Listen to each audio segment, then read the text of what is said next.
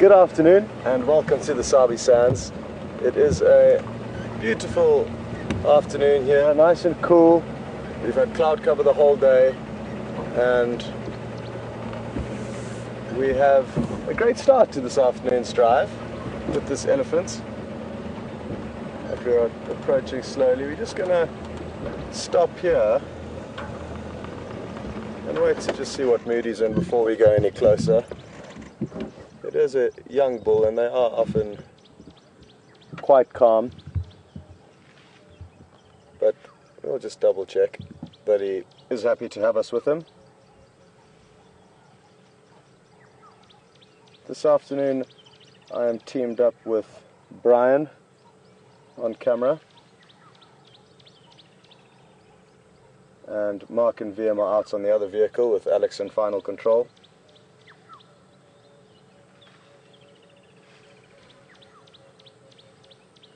A very distinctive kink in his tail, which will be an easy way for us to keep track of him and know exactly who he is.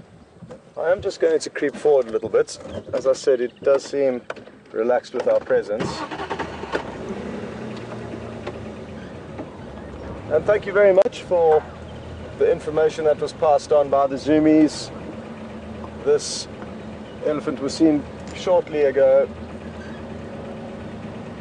on the webcam at the Gowrie waterhole. So we came down to have a look and sure enough he was right here.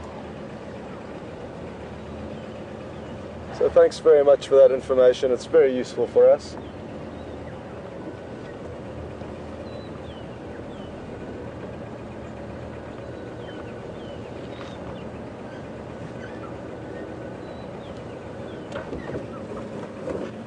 Sorry, let me go back a bit.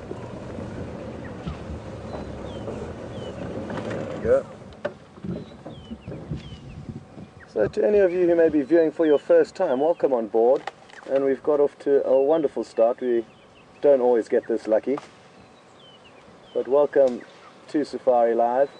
And to all the regulars, welcome back. For the newcomers, just to let you know, it is possible to ask myself and Mark, the other presenter, questions at any stage. A question, for example, you may be wondering what that small patch of liquid may be on the side of his head below or just behind his eye, and that is known as a temporal gland, and they sweat from that gland when they are excited. It could be happy excitement or nervous excitement. He seems very relaxed at the moment, so you can only look into it too deeply, but that is a question, for example, that you would be able to ask, and to do that you would hashtag Safari Live on Twitter, and on email you would ask for, or you would send it to questions@WildEarthTV. So please send those questions through and Alex in final control will try and get them through to myself and Mark.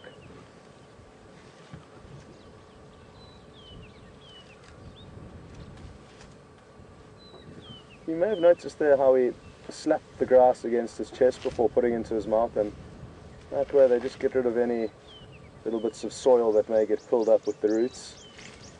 Alternatively, they just bite off the green leafy parts of the grass and drop the roots, which he may do here, but he's feeding very haphazardly at the moment. There you go, some's dropping out, and they often do tend to aim for the top leafy parts of the grass, and the roots get bitten off and drop down. He really is loving this grass. He can't get it into his mouth fast enough.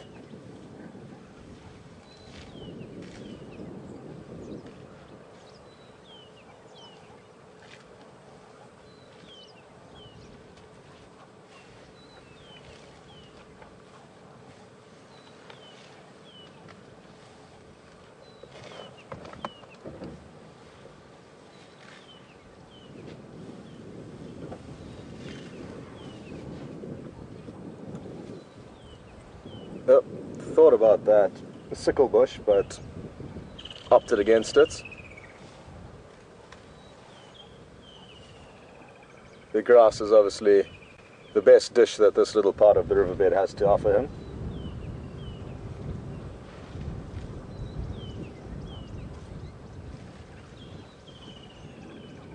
And so wonderful to be able to watch him completely unperturbed by us from a close distance. But the same elephant tomorrow could have a different mood. Just like us, animals are allowed to have mood swings, so that's something to bear in mind.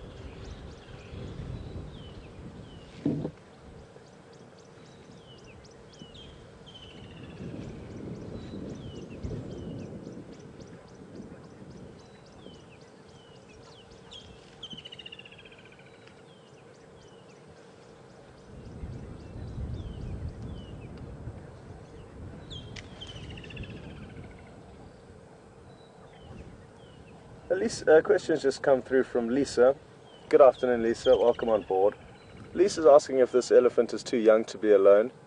And no, it's certainly not.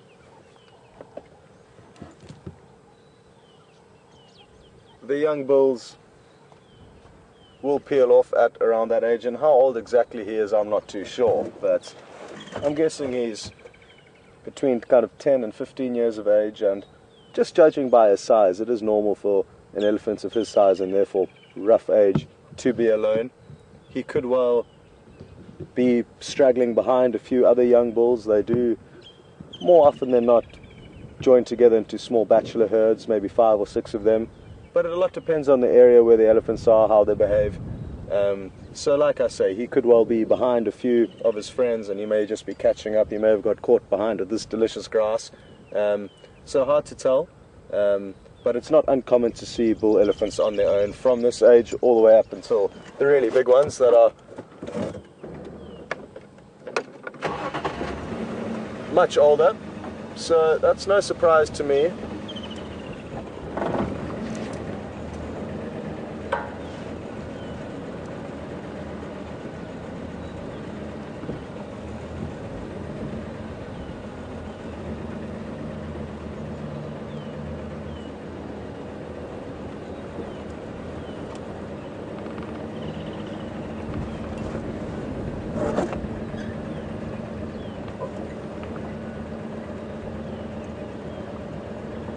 The last time I was in this riverbed, I was looking for Karula, a female leopard, who we saw heading down into this little riverbed system.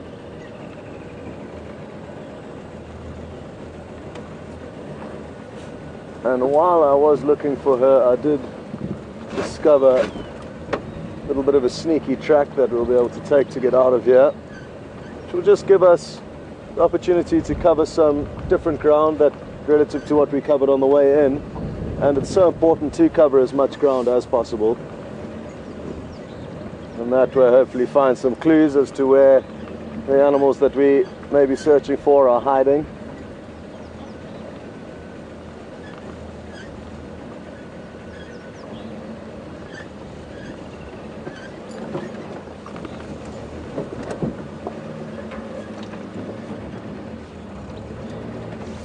Okay.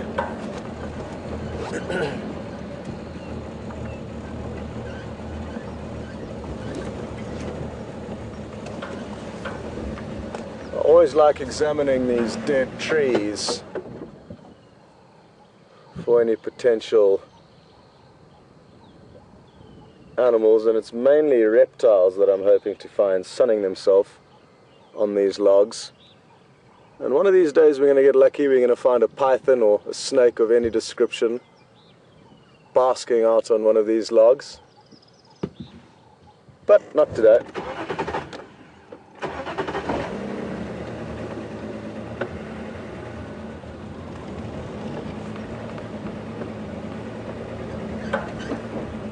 So that elephant was heading into a very thick area, so that is why I let him continue alone. It would have been very tricky for us to follow him through there.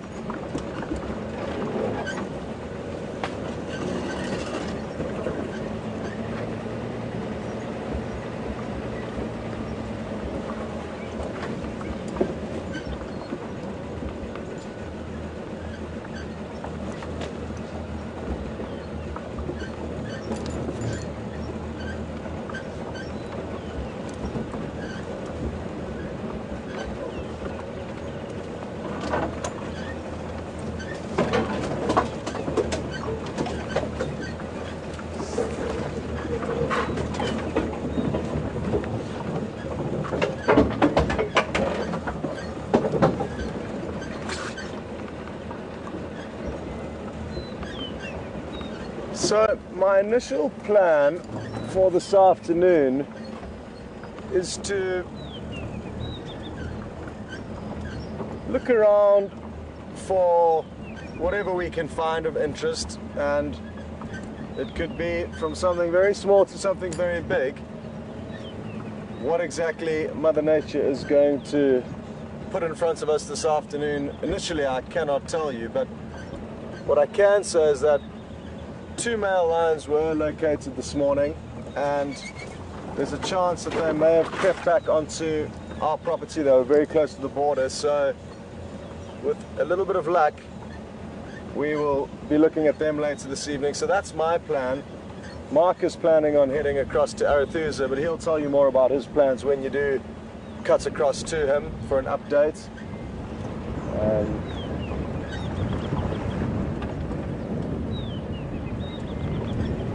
But to make our way straight to the lion now, in all likelihood they're not going to be doing anything. I am going to get an update on the radio. There is somebody looking for them now, so it'll be nice for me just to know what he has found or what their update is. But at this time of the year, as a general rule, and I mean this as a very general rule, the lion appeared to start lifting their heads up at around 6:30 in the evening, and just after 7 they tend to start getting mobile. It can obviously change greatly on circumstances, but that's kind of been the general rule. So to go there beforehand is not going to be very exciting.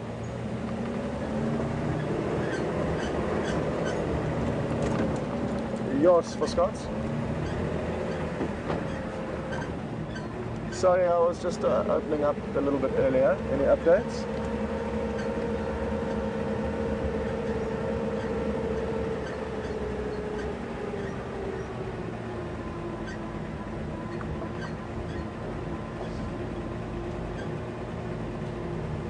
Copy, thanks very much. Mark is following up there at the moment, and he did have Ngala Mkonzo there this morning.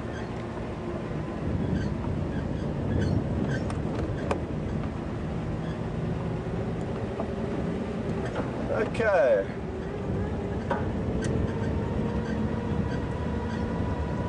Just got an update from that person that he had seen some vultures in a certain area, and it is an area that Mark is going towards.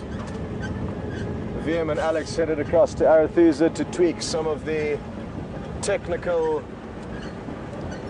things with the antenna. Don't even ask me what they were doing, but they were going to do something there which will hopefully increase our broadcast strength, and on their way there they saw quite a lot of vulture activity, so I think Mark and VM have headed back there to double check what could have attracted all these vultures.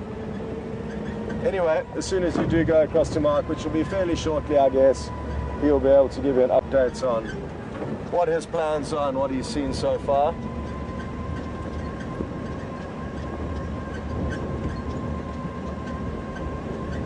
I must apologize about the squeaking vehicle. The mechanics fixed it for us, but it came back worse than it went in. And sadly, due to our location, it's difficult to get things fixed, especially over the weekend. But tomorrow we will try and eliminate the squeak.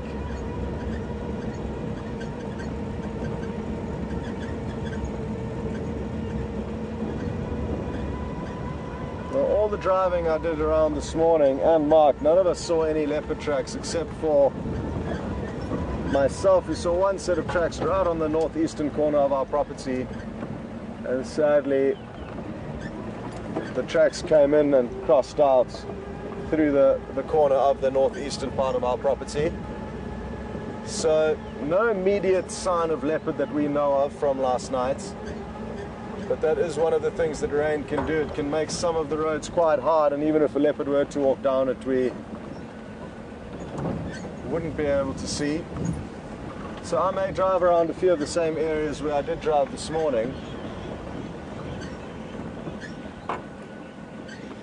Ooh, these birds are not happy about something. I'm hoping we're going to get a view of where they are. Sounds like quite a few birds unhappy about a predator, I'm guessing.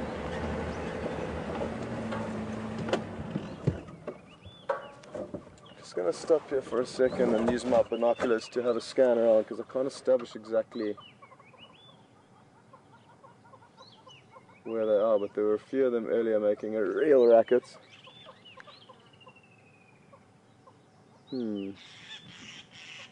Okay. I'm getting a better idea now. Brian, are you kind of seeing where they're flitzing about there?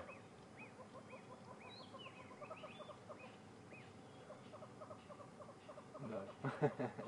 Okay, I'll just stand by. Let me just take a minute or two here to see if I can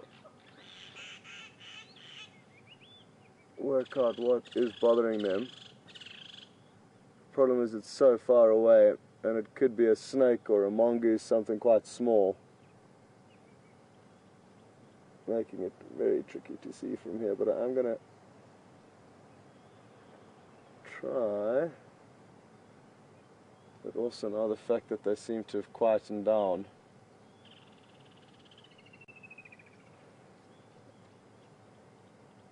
means that that predator could well have moved off and hidden itself, so we shall continue.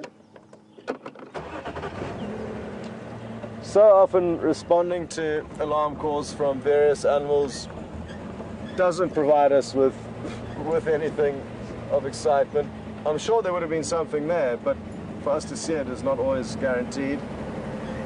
But when we do actually find something that we've been alerted to by alarm calls, it really is rewarding, so worth trying every opportunity.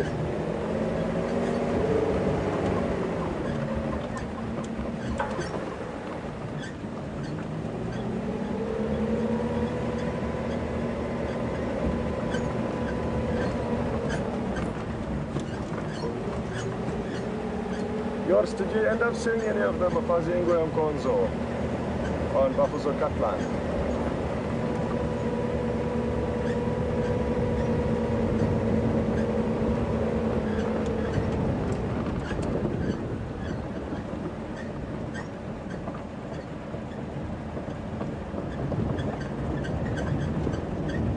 Okay, because I definitely had Konzo that went from that dam that leads to the road, and then they came out on Bafuzo Catland.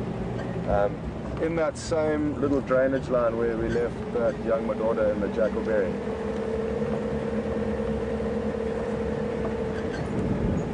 Okay.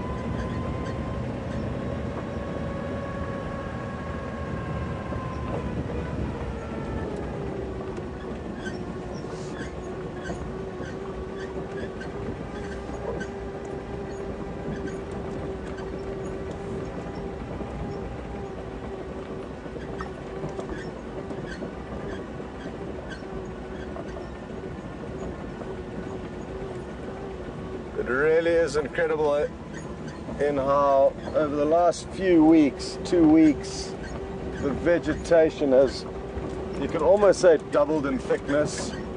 A lot of that's coming from the grass that are all shooting up their seeds.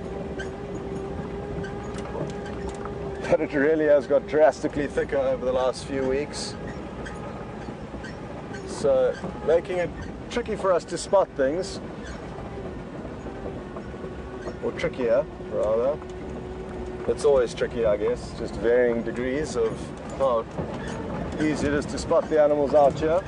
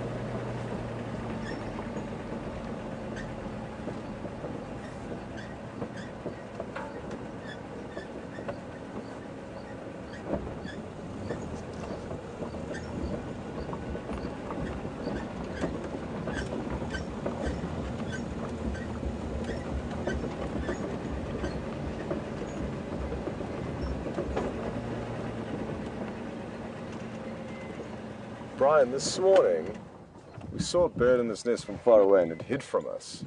So I'm not sure if it's a baby African harrier hawk that's hiding in there or what's going on, but I'm fairly convinced there's a bird in there, but it's brown, so I'm not sure if it's another eagle that's stolen this nest or if it's just a juvenile harrier hawk that's brown. Either way, Brian and I, the reason why I'm letting Brian know, well, obviously it's important for him to know everything that goes on out here for when he does swap over to the other vehicle with Mark. But it's also very relevant for him because we spent 2.5 hours sat here once when the vehicle broke down, so we got to know this nest and the potential owners of the nest were 2 African harrier hawks that we saw flying around, but they wouldn't actually come back and land in the nest while we were stuck here for 2.5 hours. They were a little bit scared of us, but we did see them landing in the trees surrounding us.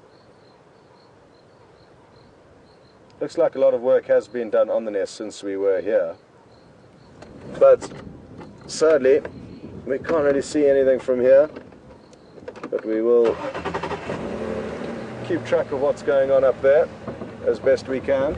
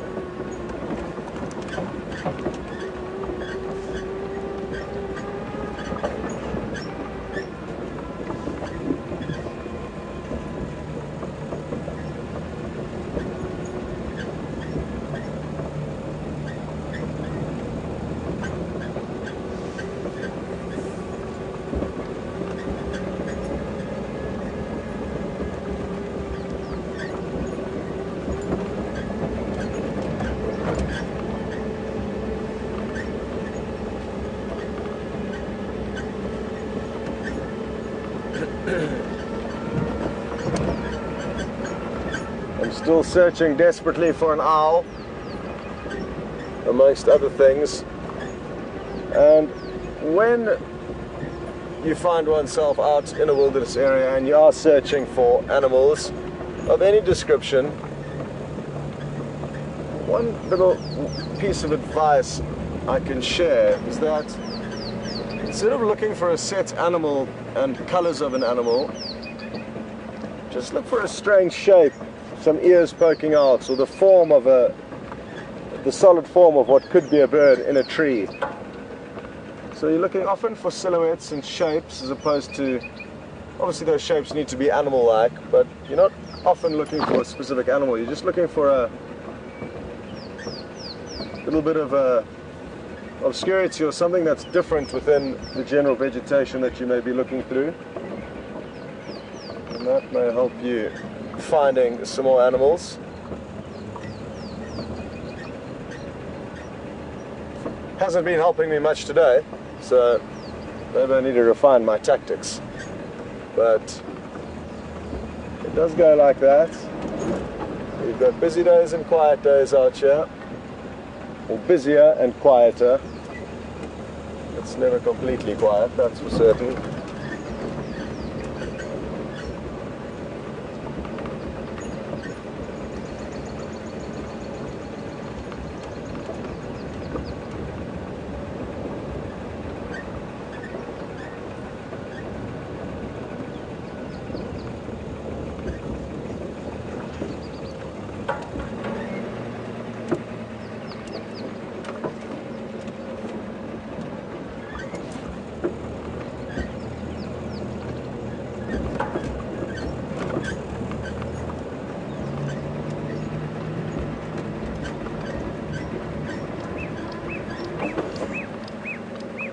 This is a cool bird. Oh. We're going to chase it. Alex, this one's for you, buddy, if we get to see it. Alex loves these birds. Give me a minute or two, please, yours.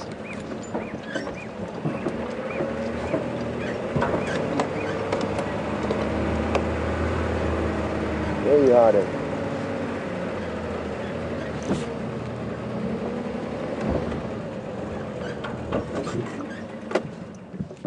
Okay.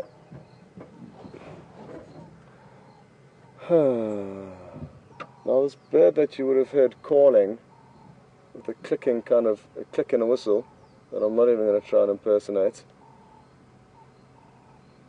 It's called the black-backed puffback, and when they are calling like that, they do puff their white back feathers up like a little ball of cotton wool, which is a very cool sight to see.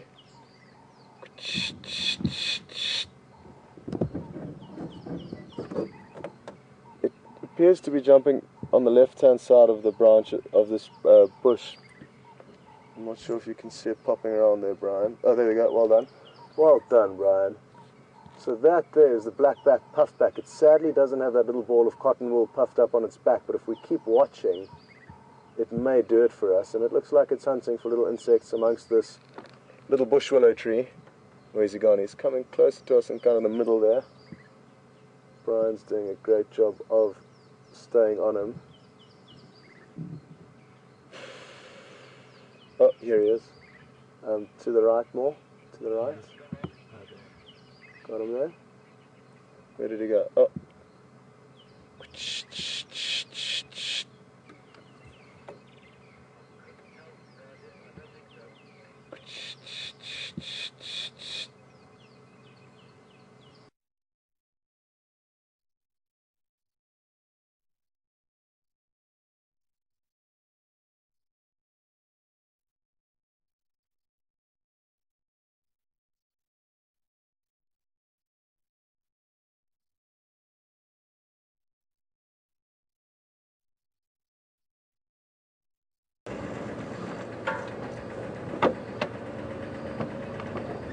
Come here. Thank you.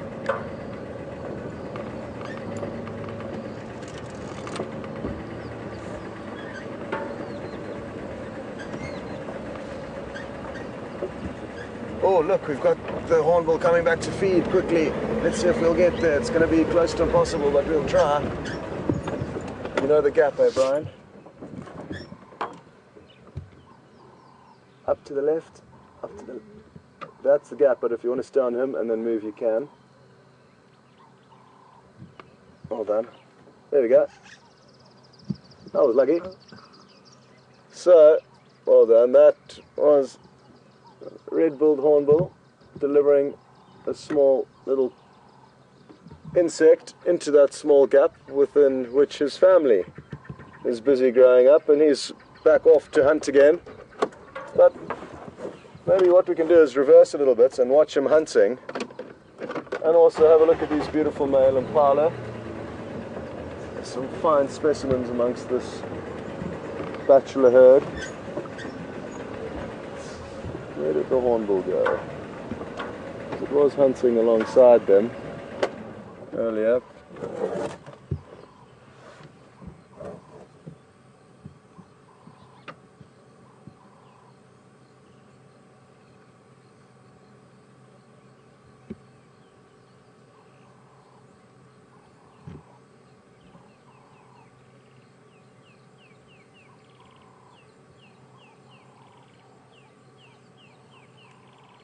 It's a stress-free time of year for the male impala. The mothers are off raising the youngsters, and they can just relax now and focus on getting themselves into condition for the rutting season, which will be coming up around May and June. And during that period they'll all be fighting with one another for little patches of territory. Oh, here comes the hornbill coming back with another kill. That looks like a big one. From here, sadly, we aren't going to be able to get the angle. Maybe on the nest. That looks like a dung beetle. Oh, that's a Burchell's cuckoo calling. Beautiful call. Oh, perfect. You can just see his head there. And he's off again in search of more food. Now, what I'm hoping is that bird we just called now, the Burchell's cuckoo. Oh, there it is there. Okay, cool. I've seen it. I wonder if it's worth trying to zoom in from here, Brian. We may just be able to, you can see a dark shape in the back of that bush, but we may higher up. In that, the one at the back there, I'll keep zooming into that back one, but you are on the, to the left a bit. I know I'm going to have to move around. It's in that green one to the left, but it'll be really cool if we can see it calling. It's called the bird. Oh no, where did it go? Okay, it's not land. We'll be back. Well, we won't be back necessarily, we'll be forward, looking for this Burchell's cuckoo. Oh, there it goes there. Okay, so you see it just landed in that tree up there, well done. So that is the Burchell's cuckoo, and it may just let off another call for us.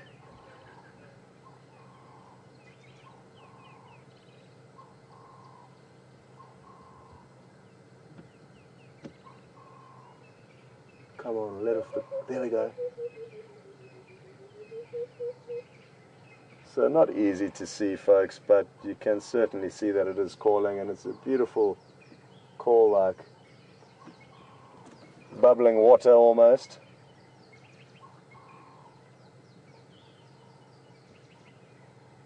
And also known as the rainbird from that call. Some people say that when you hear it calling, it could mean that there's rain on the way, but I do not agree with that theory personally. Battling to clamber through these branches. They're predatory birds, these Burchell's cuckoos, and often feed on chicks, although what is it doing now? Is it gathering some nesting material?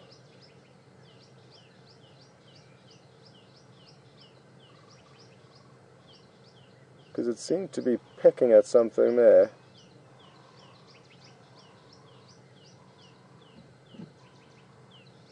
I think it might be loading up for another call.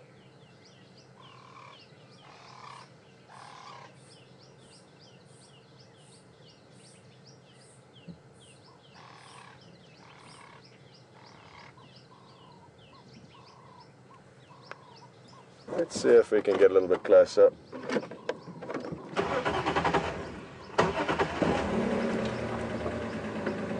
Just slip into stealth mode here and sneak up on it.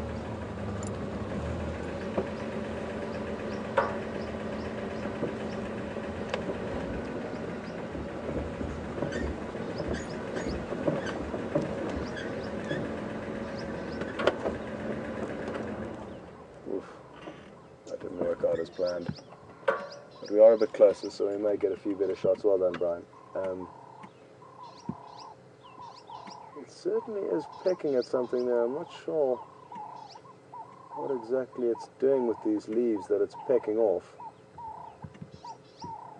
because they are predatory. Let me just get out my book and double check what else they may feed on and what this could be up to. Now, just to confirm, it's not a cuckoo, it's a cook owl, spelled C-O-U-C-A-L.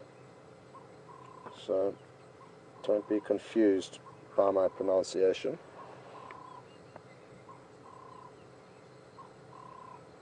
Yeah, they are strictly carnivorous, so this may be trying to get some nesting materials. Prey includes anything from small mammals, insects, reptiles, frogs, small birds, and eggs.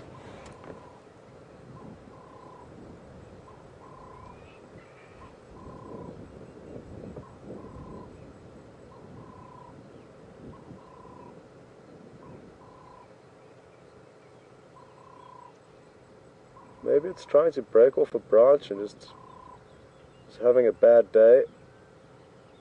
Because like I said, in all likelihood it would be collecting nesting material. Did it fly away with the branch? It did, hey? Okay. In that direction. So that's where it's nesting.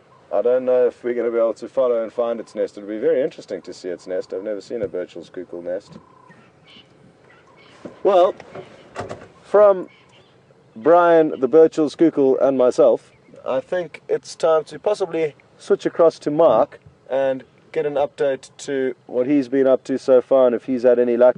So in the next few seconds you'll probably get switched over to Mark and we'll catch up with you a bit later.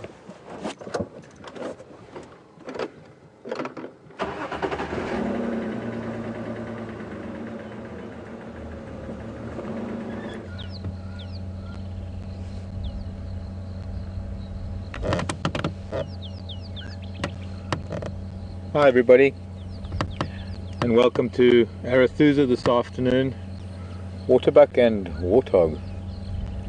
My name is Mark. I have Wim with me on camera this afternoon, and we decided to come and have a look to see what we could find in another part of the world apart from Djuma. And we're on the southern end of Arathusa airstrip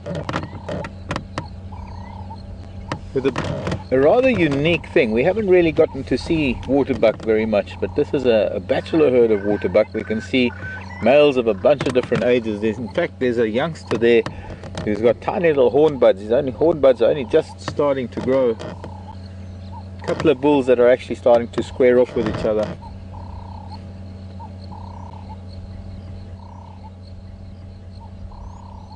But a very similar dynamic to the impala bachelor herds, elephant bachelor herds, any bachelor herd that we might find, even zebra, where males of all ages collect together, and it's necessary for them to develop their own hierarchy and sort out their differences, or rather sort out their strengths and weaknesses in their hierarchy before it comes to fighting for real, so that it never really gets to be a fight to the death, or really a very intense fight. A couple of warthog in the background. I was hoping to find the elephant bull that we were with this morning. I've learned that he did come this way, probably followed the same path that the wildebeest followed from here going to Djuma this morning. And having mentioned that, now there's another thing that I need to tell you, is that just a development on this morning, and I have to just maybe fill you in that. This morning we were with the big Ellie bull, and we were with the wildebeest and the zebra on the open area near Djuma, near Vuyatela, and we noticed the one wildebeest cow frantically looking for a calf. And well, we tried to follow up as best as we could. We spent quite a lot of time with them. We spent a lot of time with the Ellie. And the longer we spent with them, the more she was running up and down, and she eventually indicated to me that there was a particular direction. At first I thought it was towards the west, but it soon turned out that it was more to the southwest. And we went to the southwest of the open area. I found... Anyway, Cleo gone. But they had practically taken a straight line from this airstrip, from here at Arathusa, in a straight line across Philemon's cut line and heading towards Djuma waterhole or Gowrie Dam. And we followed those tracks, and it was at one point where those tracks crossed Philemon's cut line that I found lion tracks. And we had a look around. It wasn't really looking that good. At the end of drive we found this calf's mom still looking, but she still hadn't found it. This afternoon on drive, all the wildebeest and the zebra and the impala right on the southern end of the open area, all looking in the direction where that calf had been lost.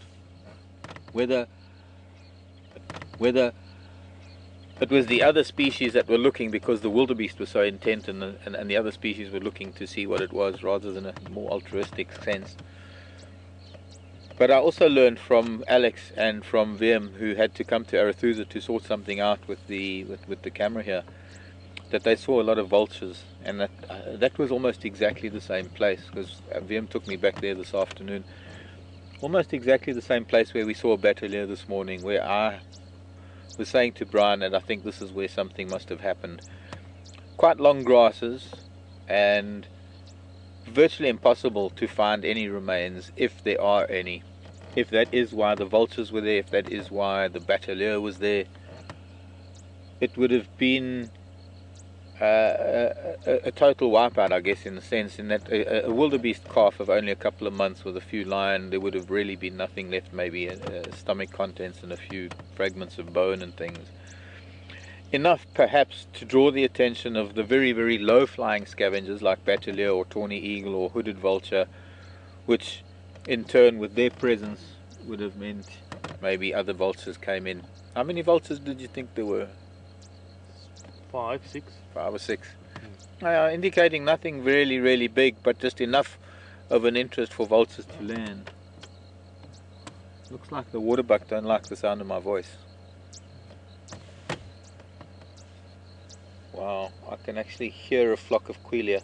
We're going to have to go and see this, because this is a phenomenon quite interesting. And they audibly fly around eating seed, and it's even more incredible when they are above water and they want to drink. Okay, so you see that flock there? There are probably a couple of thousand birds in the grasses there. More landing every second. These flocks of quelea are going to be accumulating in the next few months. Already several thousand birds in one tiny little flock. Sadly, they've all lifted off. Oh, moving as one sort of big cloud. Oh great, they're settling in an obthorn. We can maybe get a little bit closer. Quite a phenomenon.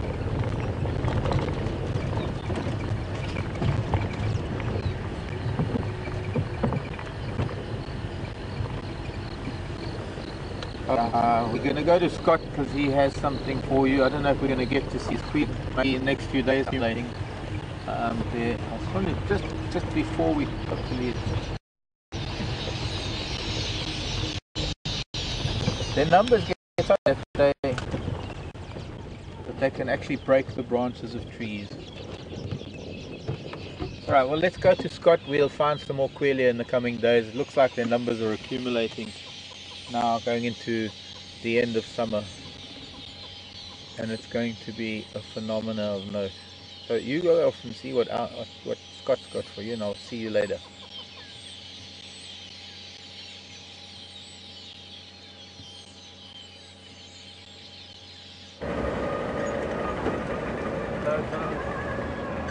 Is he speaking? Yeah, this is bad. Alex, please can you just speak for me again so I can work on my volume here?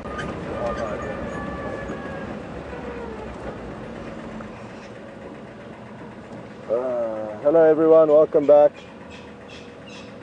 Yeah. Well,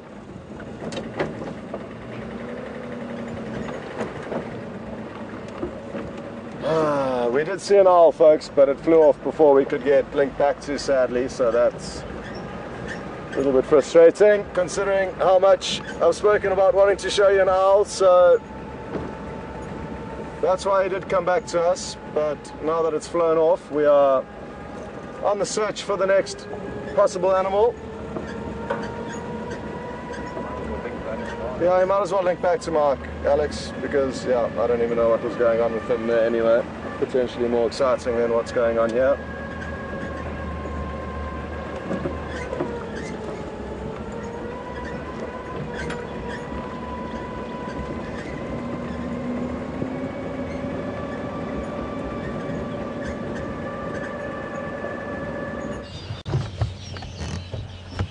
There must be several different flocks of quelea that are starting to accumulate now. This is the time of the year when a lot of the grasses are starting to seed, and with the seeding of the grasses, that allows these quelea to start accumulating in greater and greater numbers, especially for safety. And small flocks will join up to form bigger flocks, and those bigger form bigger flocks, and those bigger flocks will eventually join to form almost a swarm. Now, from what I could gather from what was here in the tree were several different flocks that weren't quite united as a swarm yet, because there was a little bit of disturbance and several different little flocks flew off in different directions. But what's going to be interesting is that over the next few weeks, more flocks are going to be joining and the swarms are going to be getting bigger and bigger and bigger, and it's not very often that we get to see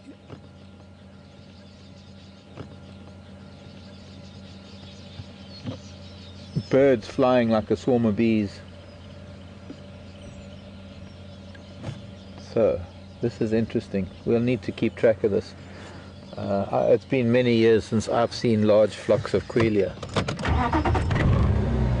I remember a few years, well, not a few years, 20 years ago in the Timbavati, flocks that lasted 20 minutes that flew by. In fact, red bull is one of the, not one of, it is the most numerous species on the planet at the moment, I think, into bird species.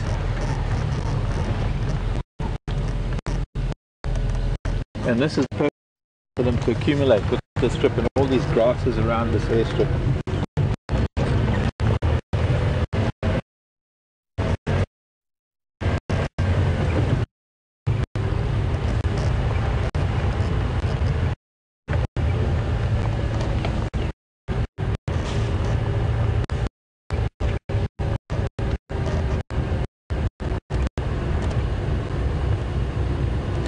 Wildebeest and zebra.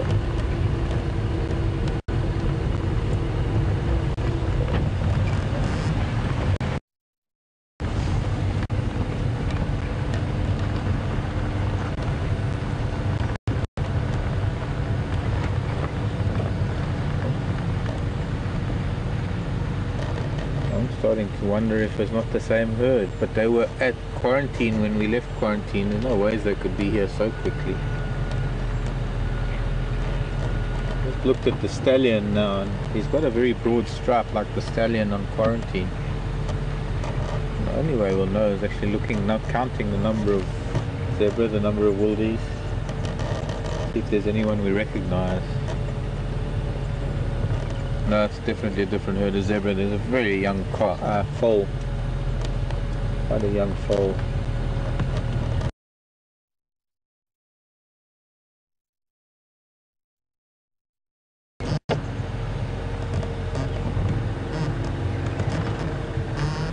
There's the stallion, a stallion.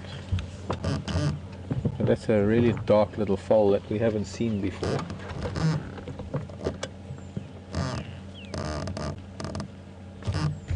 Maybe that's the reason why those wildebeest came back. I was thinking that there must be a reason why the wildebeest and zebra left the airstrip here at Arathusa and came back to Djuma, came back to the area we call quarantine. And it could possibly be that this is the resident herd and they ousted them and pushed them back that way. Very nice herd of impala too. Did you catch that? No. Oh, that impala practically jumped right over the wildebeest. It must have been a good 3 meters up in the air.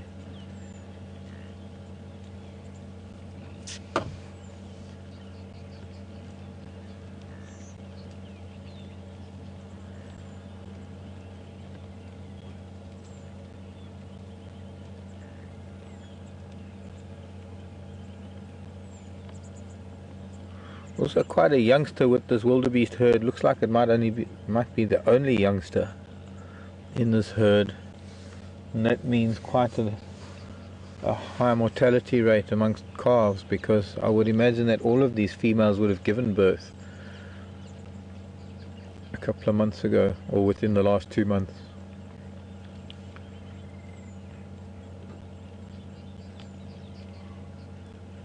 One calf, one foal.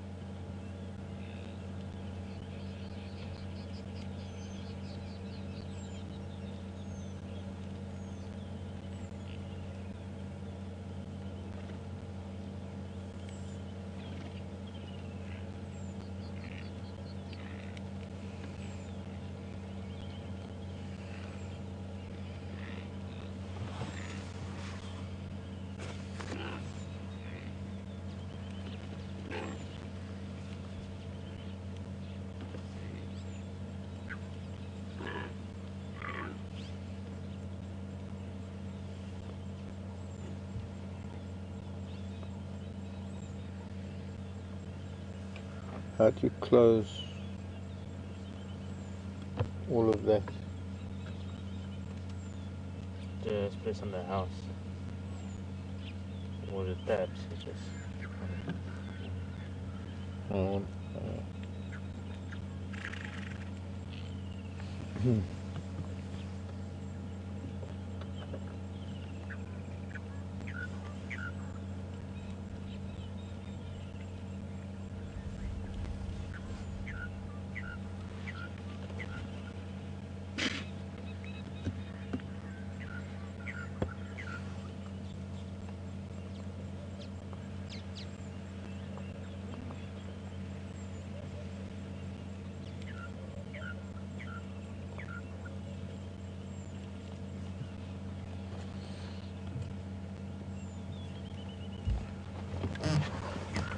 Well, let's carry on. I'm actually a little bit south of the Arathusa Safari, I think.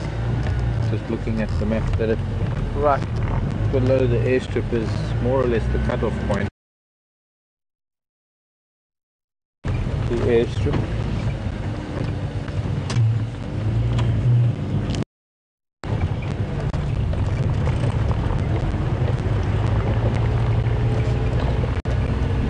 What else we can find here on Arathusa this afternoon?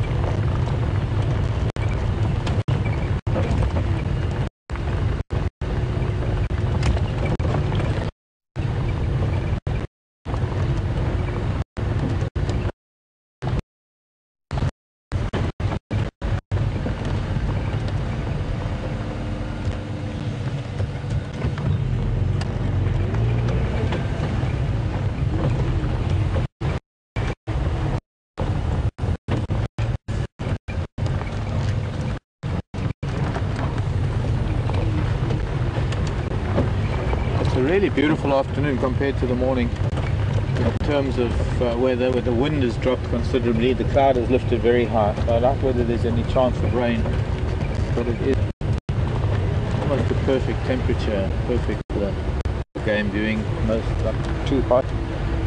So it's not forcing animals into shade, everybody's out.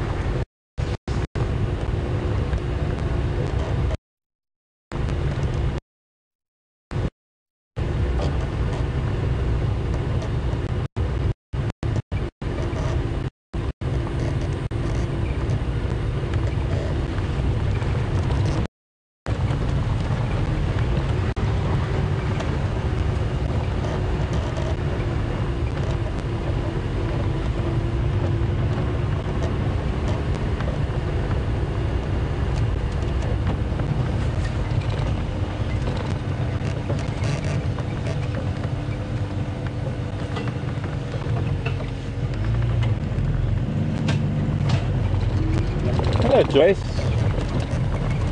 Joyce emailing from Pennsylvania.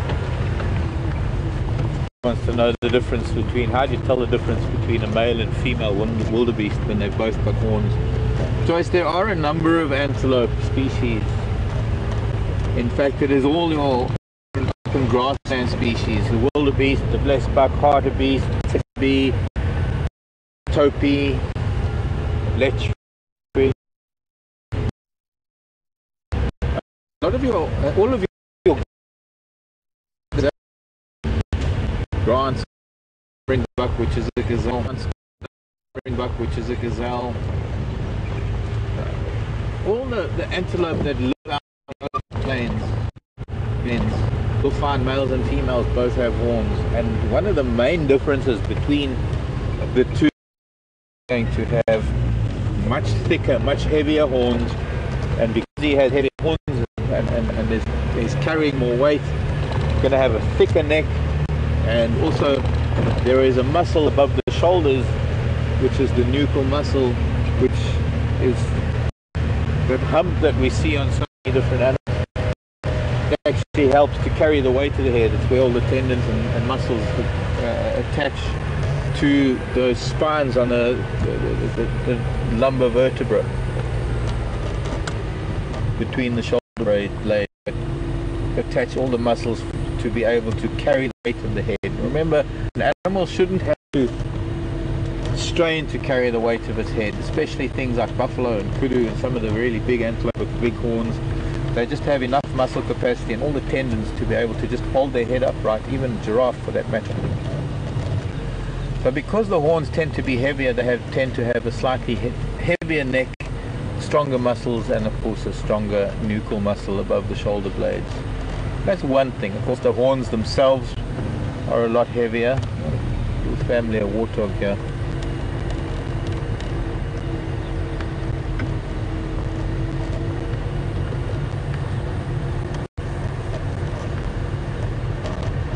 Mama pig and her piglets. These are not new piglets. These look like they're yearlings, which makes me wonder why she didn't have new ones. She's not a very old sow either. Hello children. Little one's got a sprained muscle or something. It's not putting too much weight on his back right leg.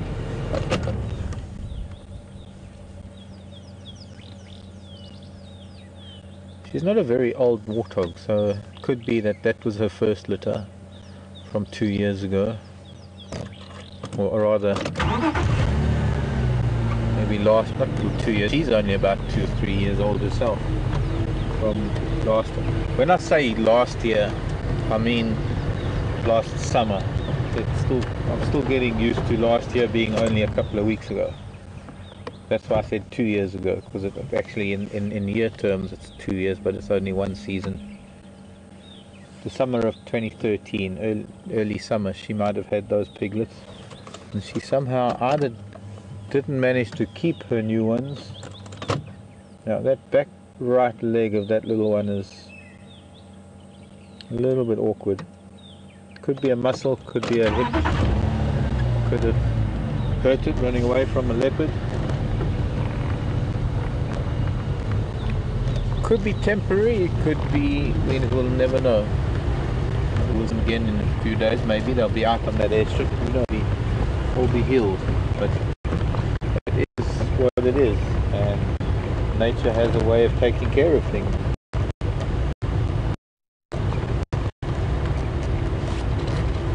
Getting back to my female wildebeest, that is the other giveaway.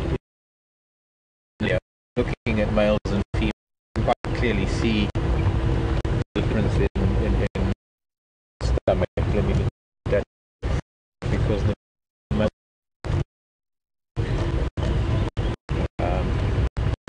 appendage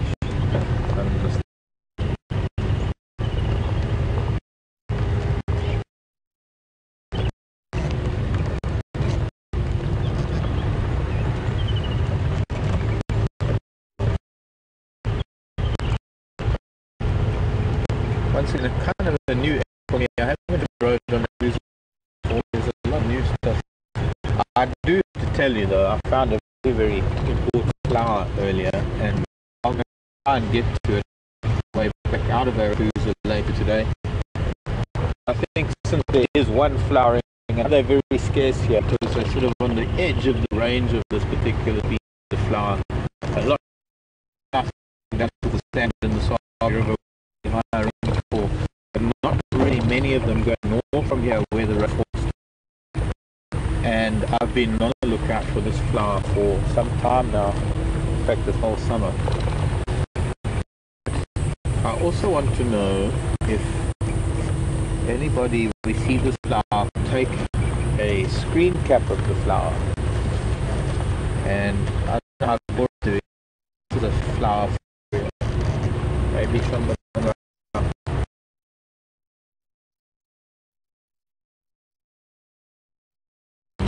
I'd like to find this again.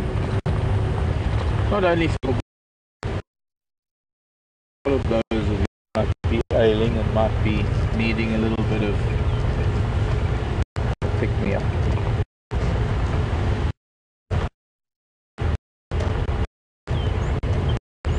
Hoping too that there are a bunch of my friends that are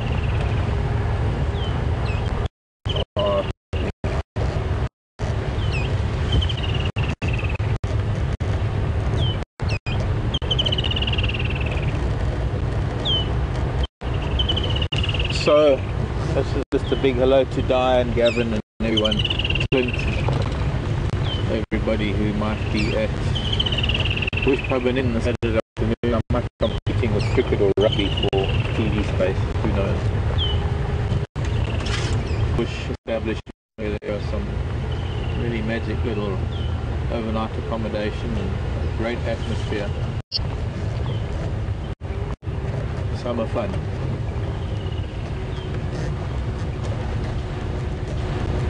And a special cat named Aura.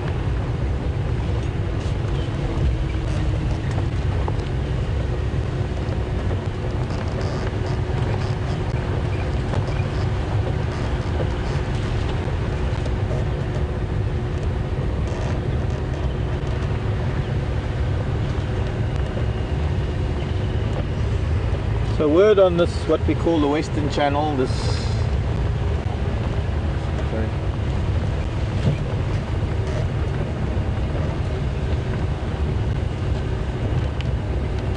part of Arathusa, different radio channel to what we have at Djuma. So there are different guys, different things happening. Talk of a couple of breeding herds of elephant around. I'm going to find out eventually. One of them might be on the access, which is the driveway into Arathusa.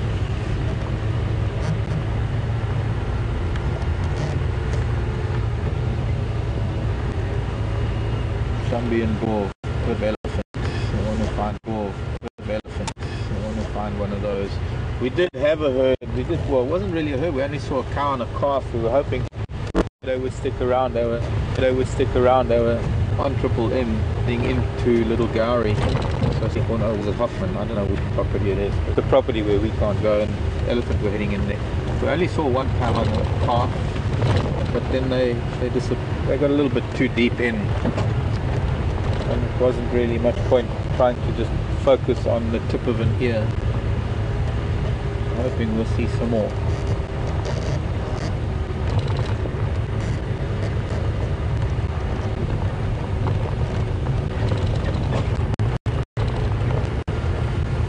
Hope you're all having a wonderful weekend and great Saturday. Those of you starting your Saturday, some of you ending it. It's an interesting time of the year. Whole year ahead of us.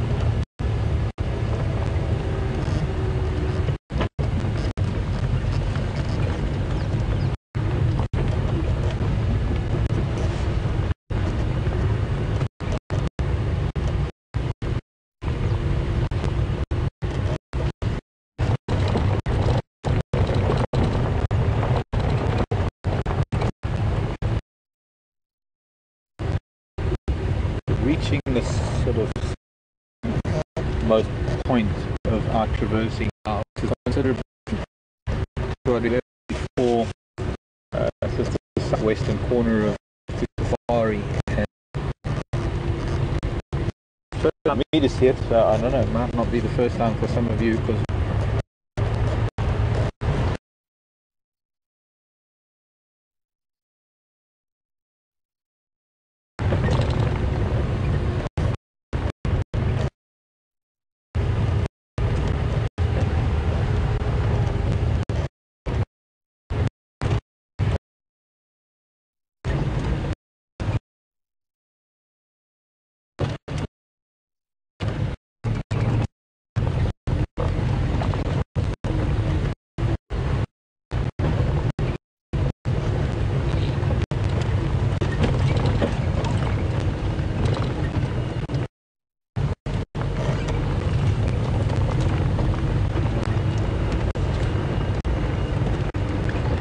okay, copy that. Are you copy? Alright, I'm going to head back up onto higher ground. Should be fine.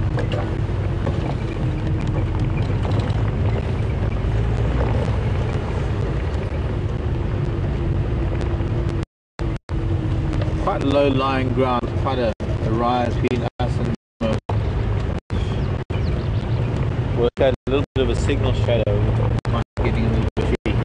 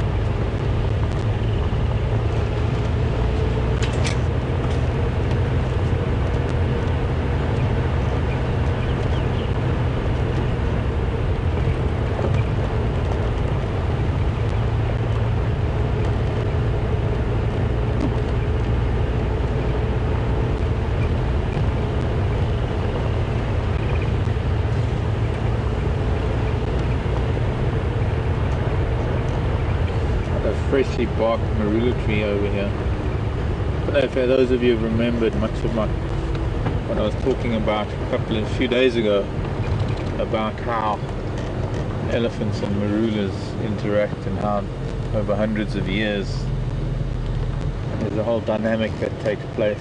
This is very, very old marula tree. I think this is probably the last season. Let me go back a little bit. Probably the last season it's going to have leaves. It's very dense. It's actually been a very, very healthy tree. One might think it's senseless that elephants have ring barked it, but there are a lot of smaller trees underneath this marula that need to get light and food to be able to grow up. And as it stands now, this marula is not really doing much other than offering shade. It doesn't look like it has any fruit on it, which means that it's most likely a male tree. It also looked like there were old patches where it had been barked before, prior to this. Now, if it's not ring bark, the tree still survives. It can still send nutrients up to the crown. But once it's ring bark, the crown doesn't receive any more nutrients.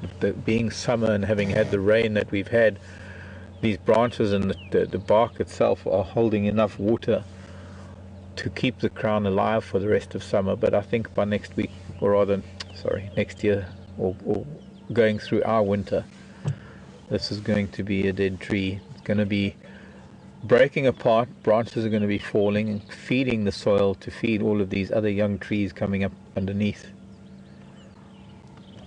And from where one tree stood that wasn't really offering much in the way of nutrition, in a couple of years' time, far shorter than the lifespan of a marula, or before a marula even becomes mature, within a few years they're going to be shrubs and plants here that are going to offer a lot more nutrition for the square acre, or rather the square meterage that it covers, and in a much longer period of time, over even more time, when all of these smaller trees and smaller plants underneath have grown up and died, eventually maybe we'll get in 100 and 200 and 300 maybe years time another giant marula standing here. And if the tree didn't die, it might not even happen. It's quite essential that elephants play this role in modifying the environment, not only for their own benefit, but it does benefit everything else at the same time. Okay, well, maybe we ought to have down the slope facing west. We might lose signal down there. Stick to central west.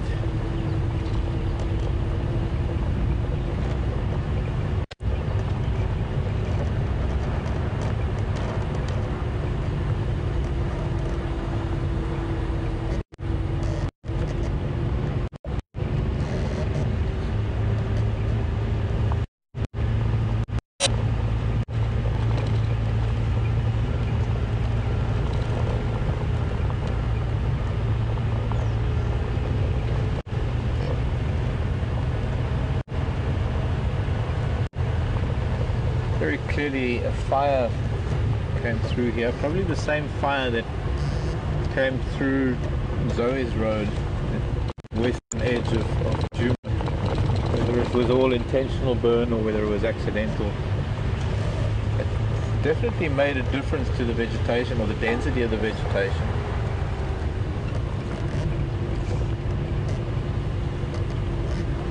But it is also making a lot of these small combretums, a lot of the smaller plants, recoppice at the bases and actually producing a lot of material for the browsers. Everything from elephant and giraffe downwards to the steenbok.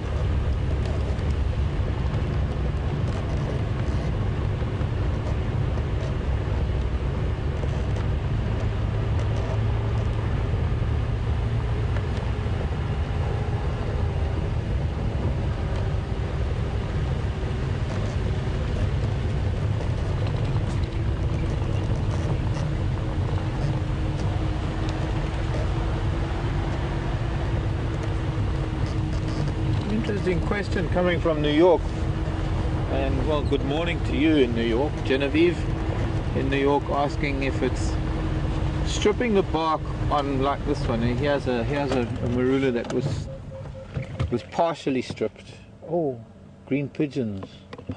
We didn't get to see them because I didn't see them because they're green, sitting in a green tree.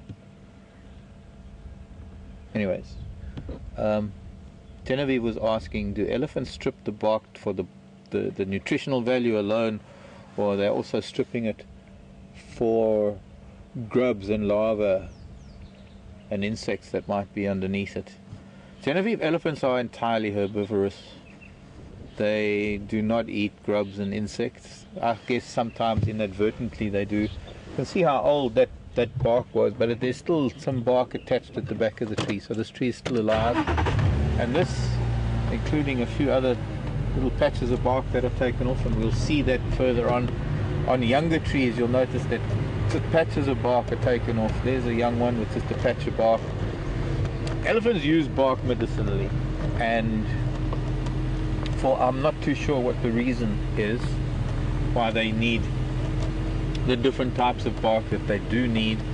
It's certainly not so much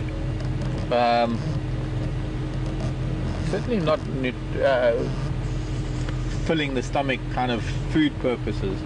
Otherwise they would eat a lot of it, and there probably wouldn't be any bark left on any of the marulas. But it's quite, I mean, here again, another marula that's only got a small patch of bark stripped off of it. If I can just try and get a clearer shot through here.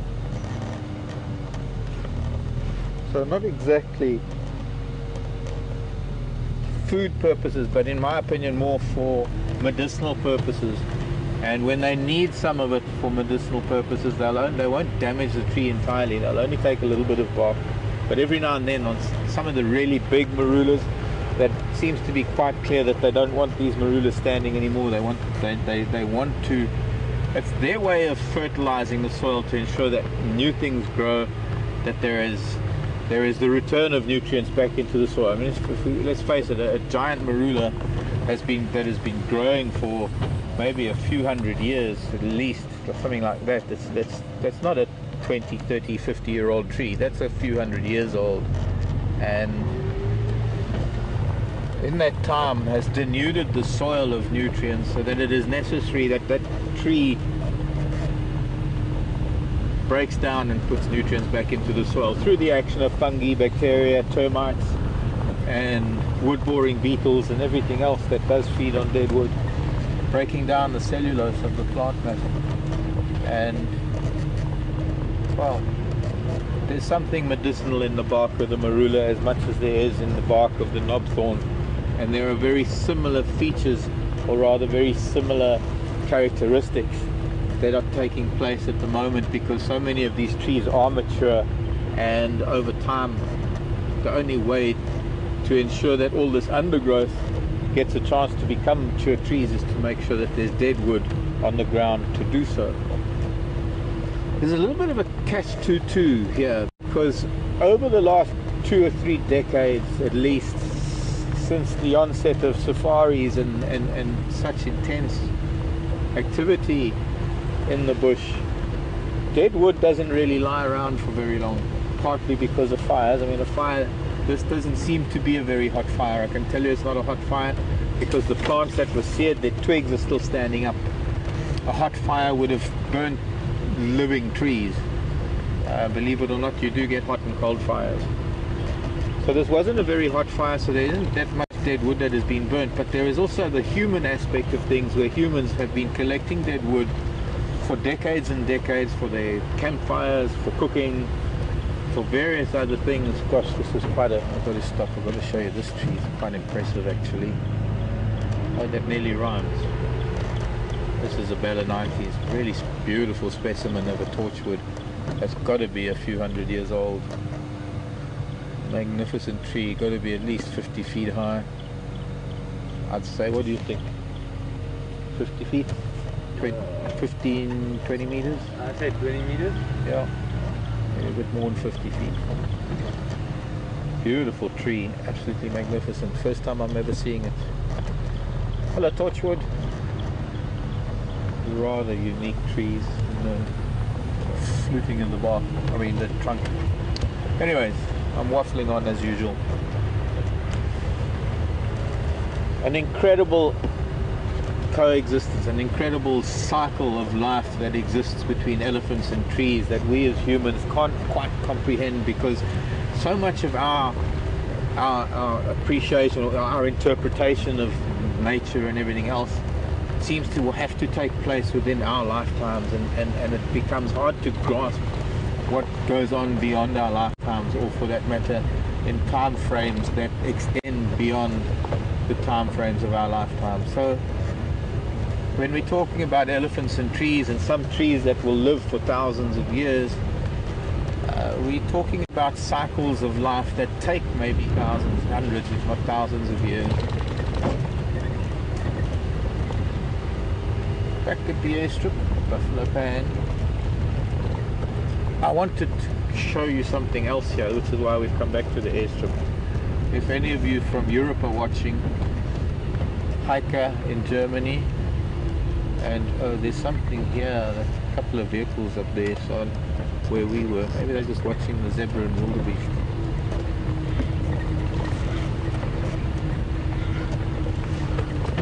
Sorry, goose. A couple of days ago we were watching a white stork, and we tried desperately to see if this white stork had any rings on its legs, because there are people who could tell me where this white stork originates from if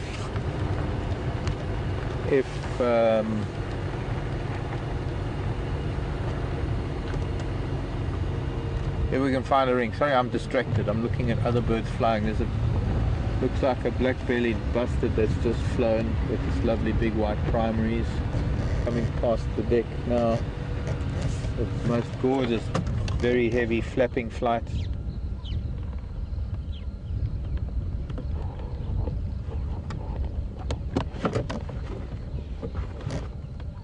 Black-bellied bustard. It's gonna land. Look at this, putting on the brakes. Most beautiful thing to see. We don't see them in the air very often. They are generally ground-dwelling birds.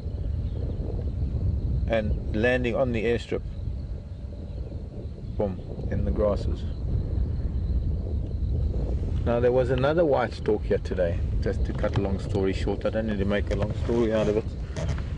But there was a second white stork here today, and very different, maybe a bit younger, but quite different from the stork that we saw the last few days.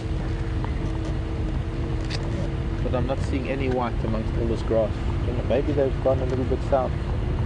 Let's head a little bit south and see.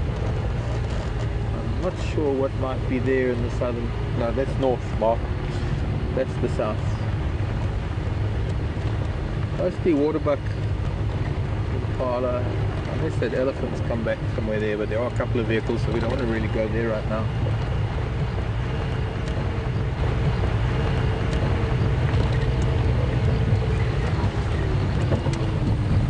Yet the swallows from Europe too, by the way. I wonder sometimes if the stork and the swallow nest in the same house actually come to the same place, so that when the stork's wandering around, the swallow recognizes the stork, because they come from the same house in Belgium or Germany or Holland or Poland or wherever in Europe they might come from.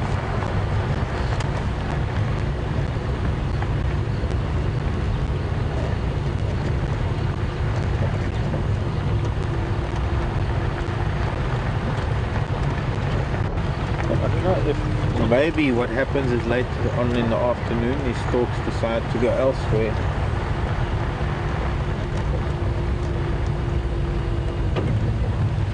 But I don't see how they could have gone too much further south.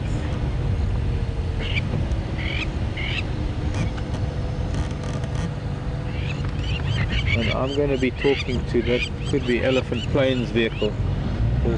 Not getting much on the radio, but I know there are a few things to be seen. But also want to try and get some idea of where the Birmingham males were. This whether they could have moved. That lovely coalition of big male lions.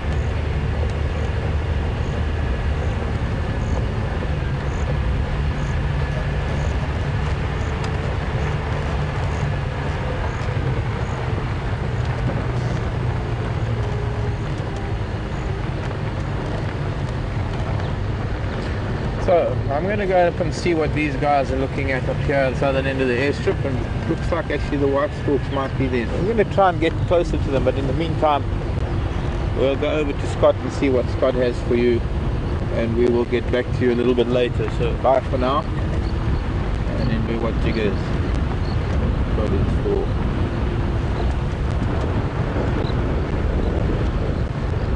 It's going to be chilly.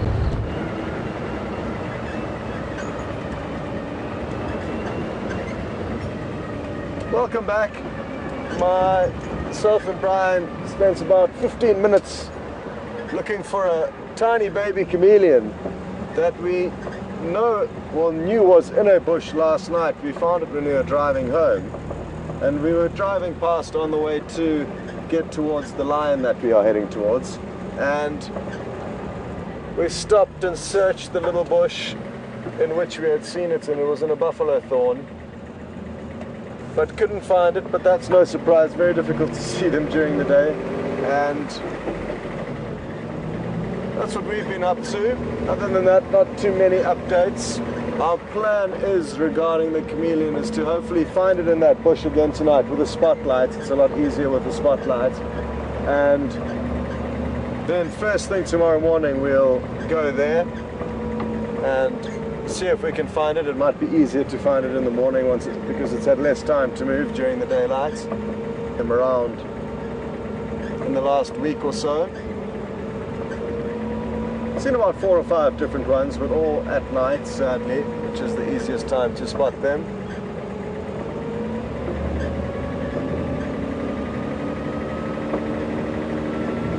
Other than that, not too much has been happening. We saw some Aramarked babblers, 2 different families babbling, having a babble off, and that was quite amusing but very brief, so couldn't get a link back. But that's all that's really happened since you've been gone.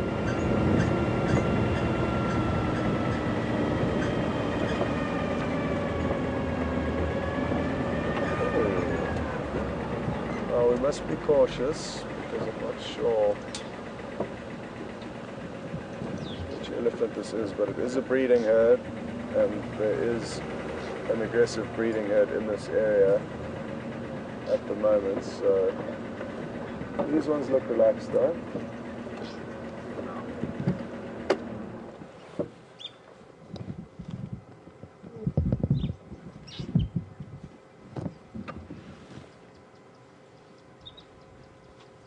I'm just going to wait here. They are feeding towards us and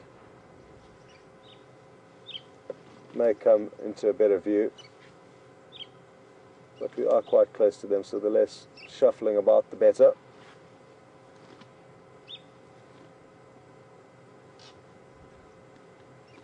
So in the shot there is a single cow and a calf, but further behind them I did see a few more grey shapes amongst the vegetation, and it is normal for breeding herds to be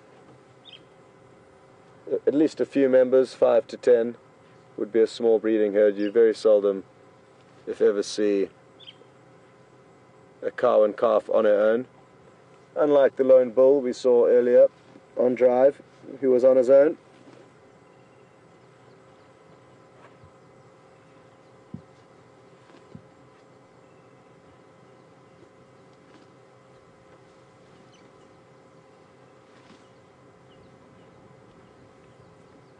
And you'll notice at this time of the year, a lot of the elephant's diet is made up of grass and marula fruits, and it does change from week to week as certain fruits ripen, trees ripen, grass ripens, or seeds. So it all depends literally on a week-to-week basis what elephants will be feeding on predominantly. They are quite fussy, even though they may appear to feed haphazardly. They certainly target specific types of plants at different times of the year.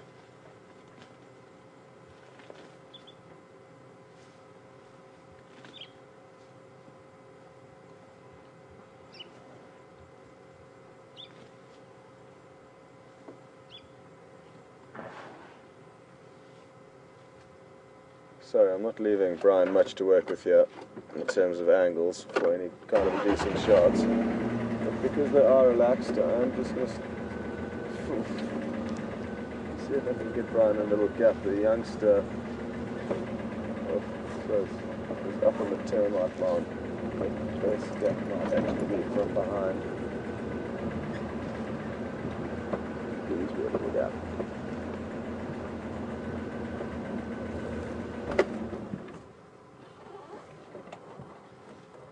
There we go.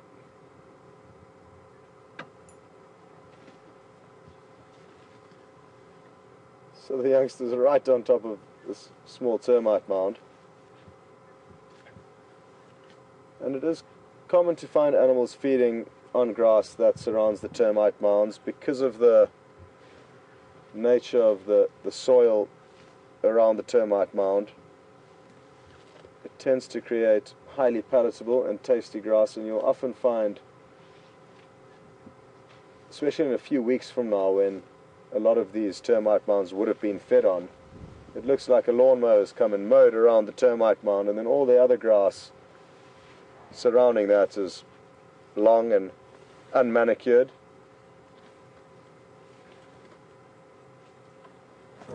Try and get back another meter.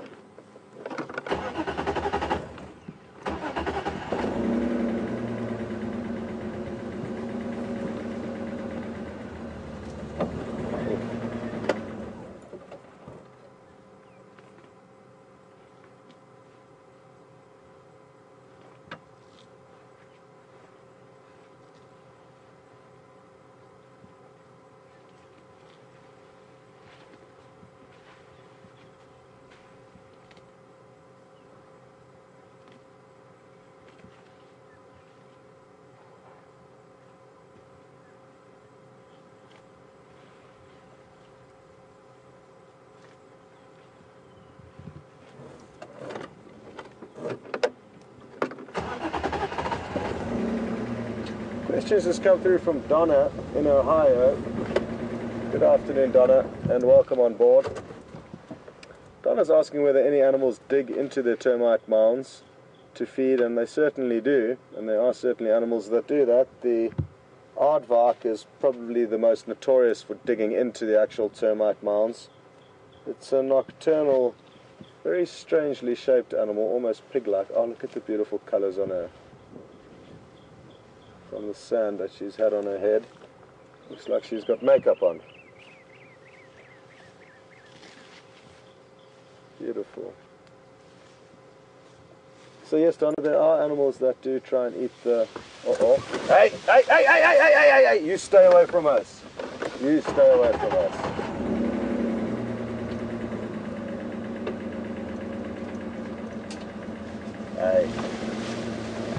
Hey. Go on.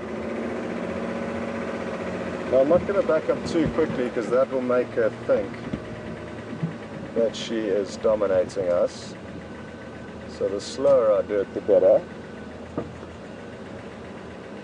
And I was just thinking to myself now, I assumed it wasn't the same aggressive herd. It's not the same coloration. But it could well be the same, and it simply may react differently to the other vehicle from the noise that it makes. So it may have something specifically against that vehicle, or maybe it was just another cow, but either way, considering what happened a few days ago, we do need to be cautious. And I was just thinking to myself, this car does look like it could be a similar one, or a similar looking one to the one that caused trouble with Mark. And that certainly got my heart beating. Having an immobilizer on the car doesn't help either, because I was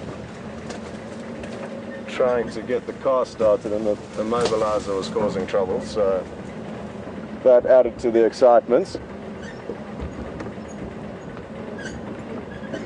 Whew. Okay, well that was exciting, and we shall continue now. I am keeping an eye on her because you never know what these creatures can do, and they can move very quickly, so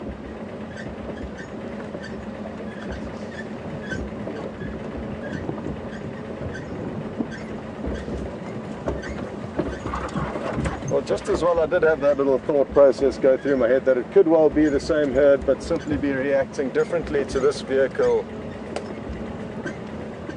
than the other one. And it is just a theory, and we're not sure why she wouldn't like that vehicle, because neither myself nor Mark have antagonized the elephants in any way. But I did have a brief visual of that same herd yesterday, or was it the day before, Brian?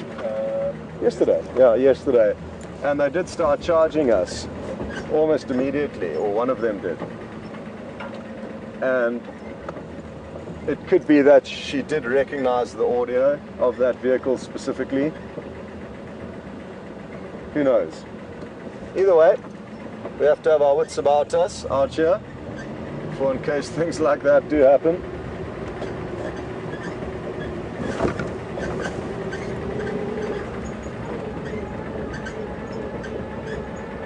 I wish you could have seen my hand jiggling on the key frantically.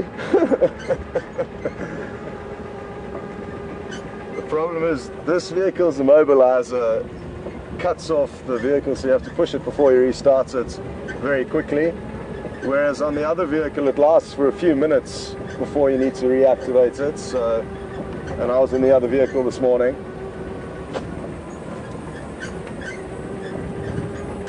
Anyway, All's well. all is good. Now I'm trying to get back onto the main road. Which will allow us to travel a little bit more quickly to where we need to go. And where we need to go is to hopefully 2 beautiful male lions. And I've got a report that they are not full-bellied. Are you okay there, Brian? Yeah, no. Should I stop?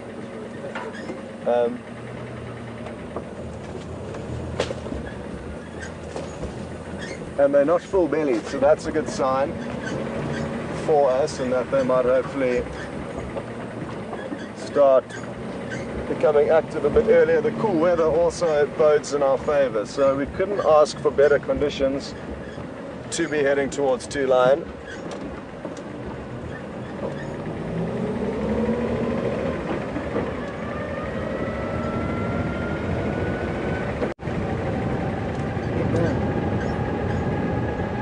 Sounds.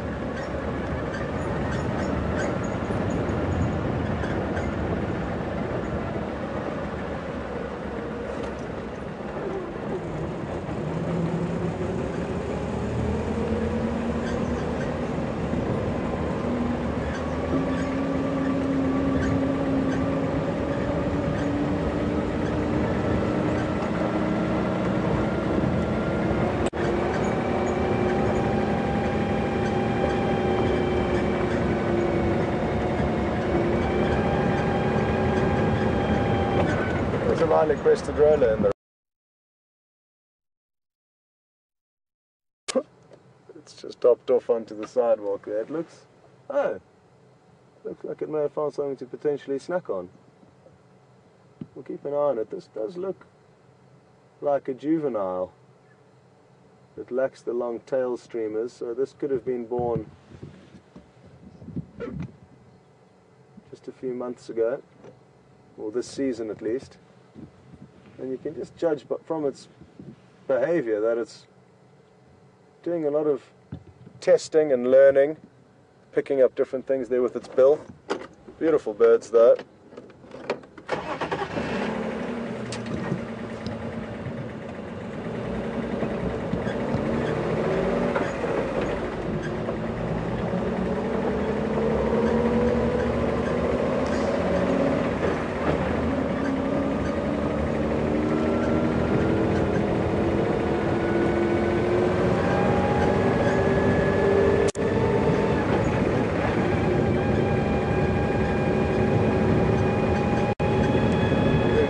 Scott? Oh, on the radio. Copy, Alex. Yours for Scott? Yours, how are things going there?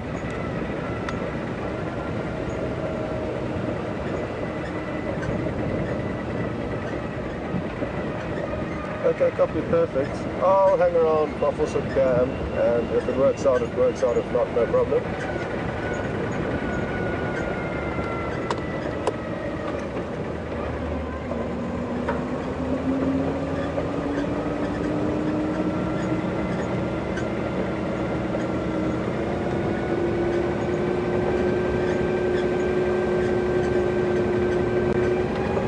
Okay, now there were tracks of a female leopard coming in towards us now, in towards this area, but sadly everything on our left we can't go to, but everything on our right we can. And she was veering to our left, to the north, but she could just as well have veered back to the south. And it's an area that I've recently learnt that a female leopard and her 2 one-year-old cubs do move through. I've only seen them here once, so actually any sign of female or young leopard in this area was just the one time, but it proves to us that they do come into this area, so that in itself is good enough.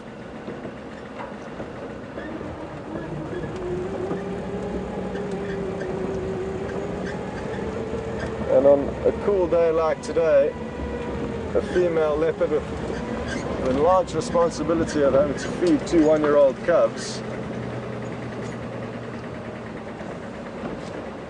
could well have been very active. And cubs are also playful, so just themselves alone would have potentially been playing around somewhere while their mother was out hunting, and that could have been anywhere that they were playing around.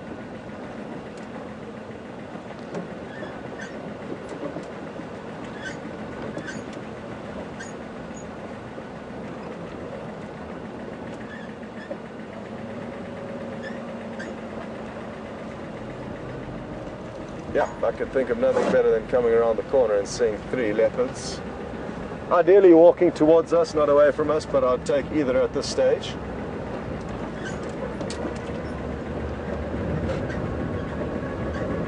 If they were walking towards us, it would be perfect. We could just slip it into reverse and have a frontal shot of all of them walking towards us. We chatted briefly with Quarantine male, another leopard, the other night, but it was just one of them, and it was for a short period of time.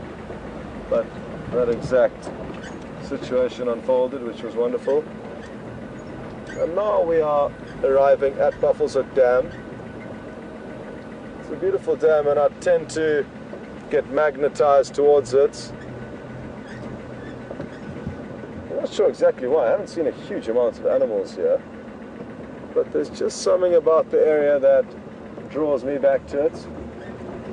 Maybe it's simply that I want to prove that there are actually some animals hiding there. Oh, sorry, I had an optical illusion. Yeah. Thought I'd seen a snake. But again, it's the power of the mind playing tricks with me.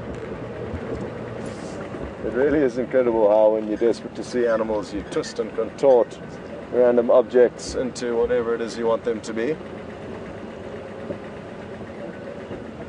What we will do here quickly, I think before maybe getting a link back to Mark to see what he's up to, but we'll run that by Alex in the final control, but potentially Brian and I will just poke our noses around to see if a paradise flycatcher, beautiful orange bird, is in its nest, or sitting on its nest. It's been something that we have shown you once, but only with the female sitting on the nest. We'd ideally like to show you the male on the nest because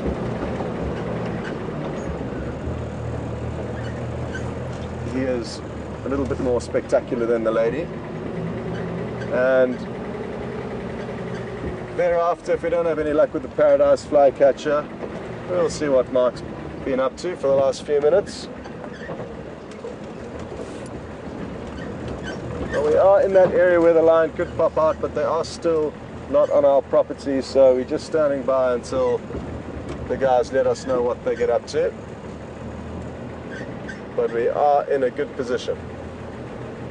Sadly though, we're going to have to employ a little bit of patience and wait and see what these line will do.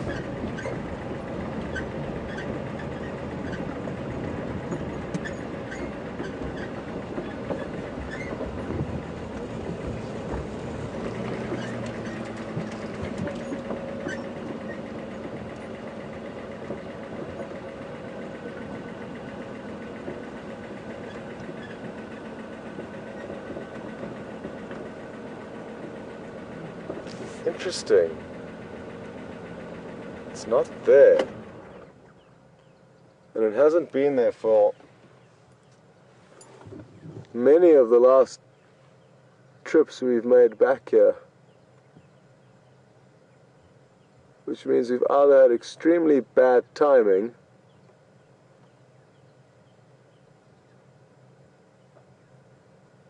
or it means that, well, either way, that was what I was hoping to be able to show you before cutting back to Mark. There doesn't seem to be too much other life here at the dam. It's actually abnormally quiet.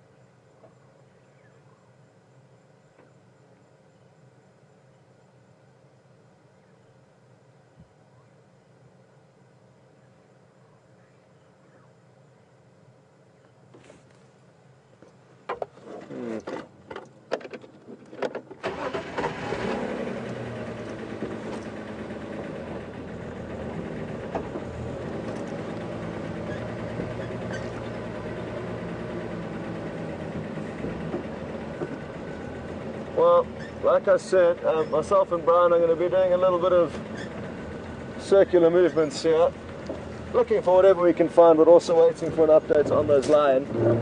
And in the meantime, let's maybe go back to Mark, see what he's been up to, and we'll catch up with you a little bit later, hopefully with some lions.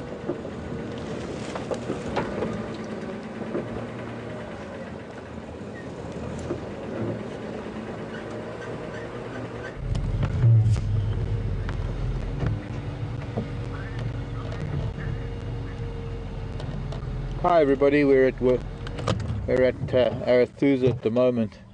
I'm just looking at how much of this dam is covered in Ludwigia. This is an aquatic plant that has taken over quite a considerable amount of this end of the dam that I hadn't really noticed before. I hadn't taken a closer look, but now that it's flowering, all these tiny little yellow flowers, you can see that it is spreading quite heavily. It's amazing how in the dry season it just dies away completely, and how fast it comes back, and of course as well how fast it grows. Need a lot more elephant and things moving around here to break it up and sink it. This plant is a floating plant. Its roots have huge swellings that have air bubbles, traps air bubbles in the plant cells, and allows the plant to float. Kind of like a bladderwort. But it's quite thick here. This is the dam wall, at the end of the dam that goes to the spillway. So it's sort of the area where if anything was to happen in terms of flooding, this vegetation will be the first vegetation to be flushed out of the dam. So it's not too much of a danger.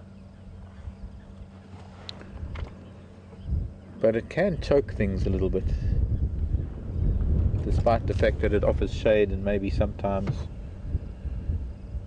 So you can see how just this curve here, this is the edge of the dam here, and then if we follow my finger, you can see where it goes, this whole edge of the dam.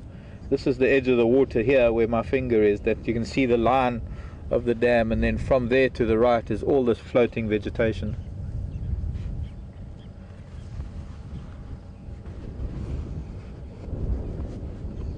Let's go and find something. Bit of a wind picking up. Again, it's been nice and still most of the day. Sometimes we have the opposite, windy days, and then come sunset, tends to drop away a little bit and get calm.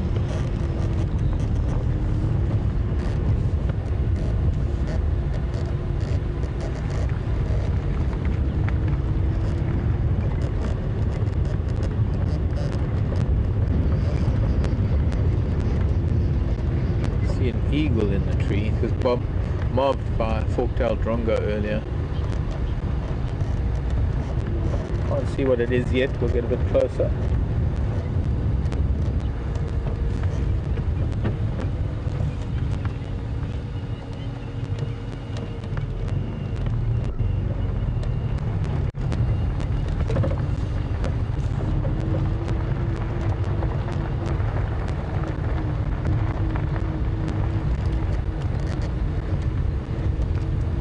I stayed in that one, I think. Yeah, it was. Or that one. No, that one.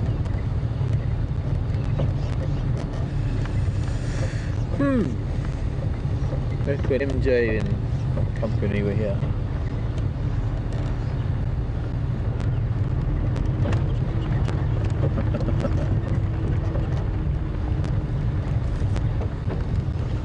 Like a Wahlberg, just the shape of it from this angle. Also some waterbuck at the base of the tree.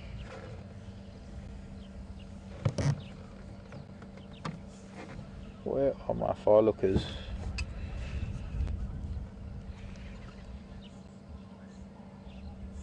Yep, that's the Wahlbergs.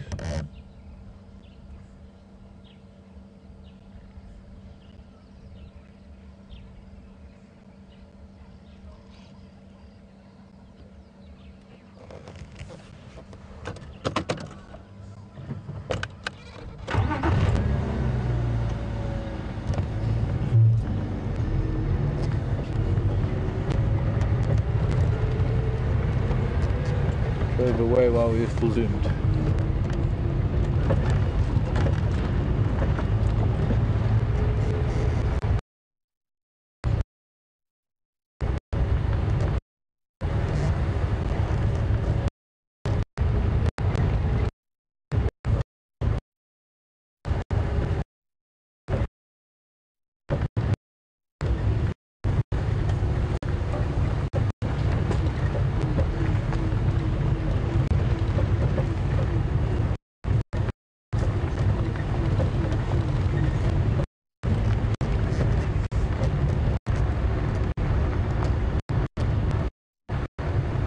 Take a second to see what this way.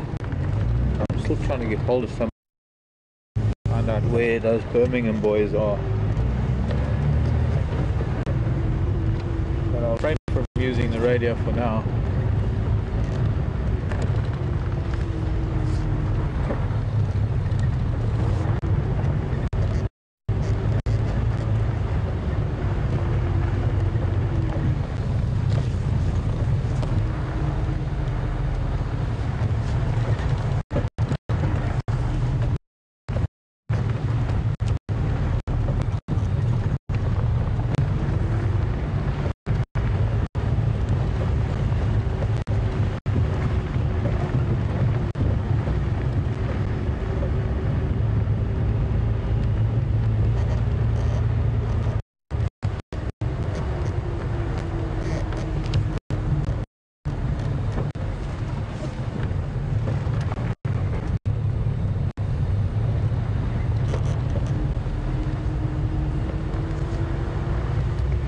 Afternoon, Roger, or it's morning for you, maybe in Wisconsin.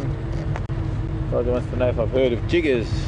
Not jigger as in our jigger, but jiggers as in the, I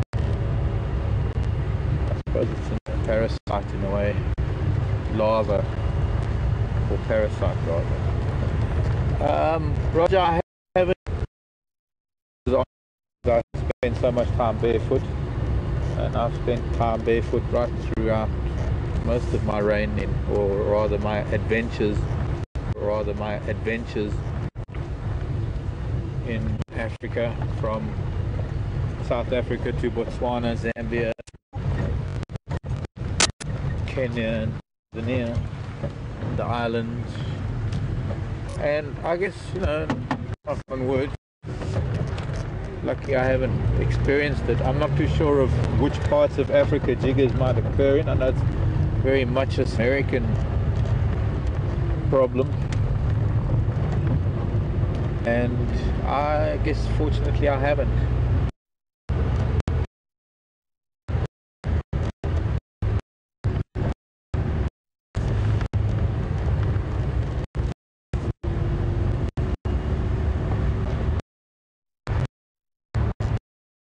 chiggers.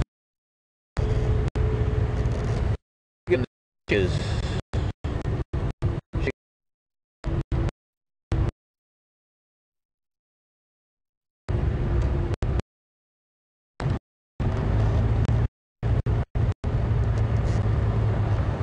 I think jiggers are like a worm-like parasite that get in under the skin, burrow to the as far as I know, feed blood, if I'm not mistaken.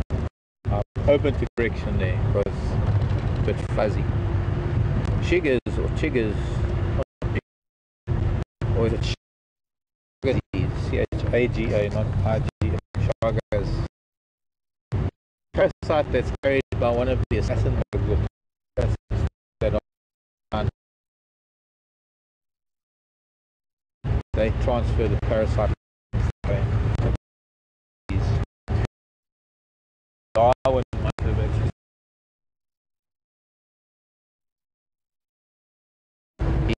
he did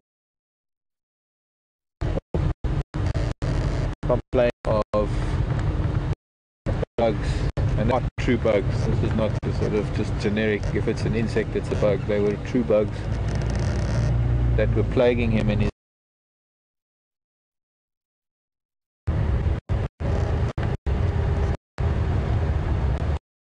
I haven't known of anyone in Africa or South Africa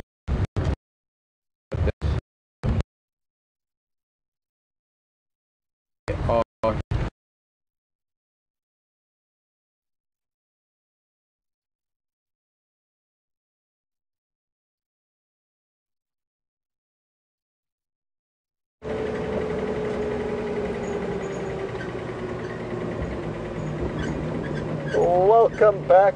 Sadly, Alex did have to just chop away from Mark because his signal was deteriorating rapidly. And no updates from myself and Brian as of yet.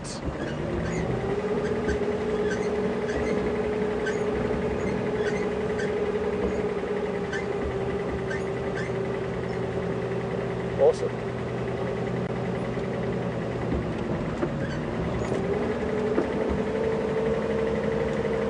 Okay.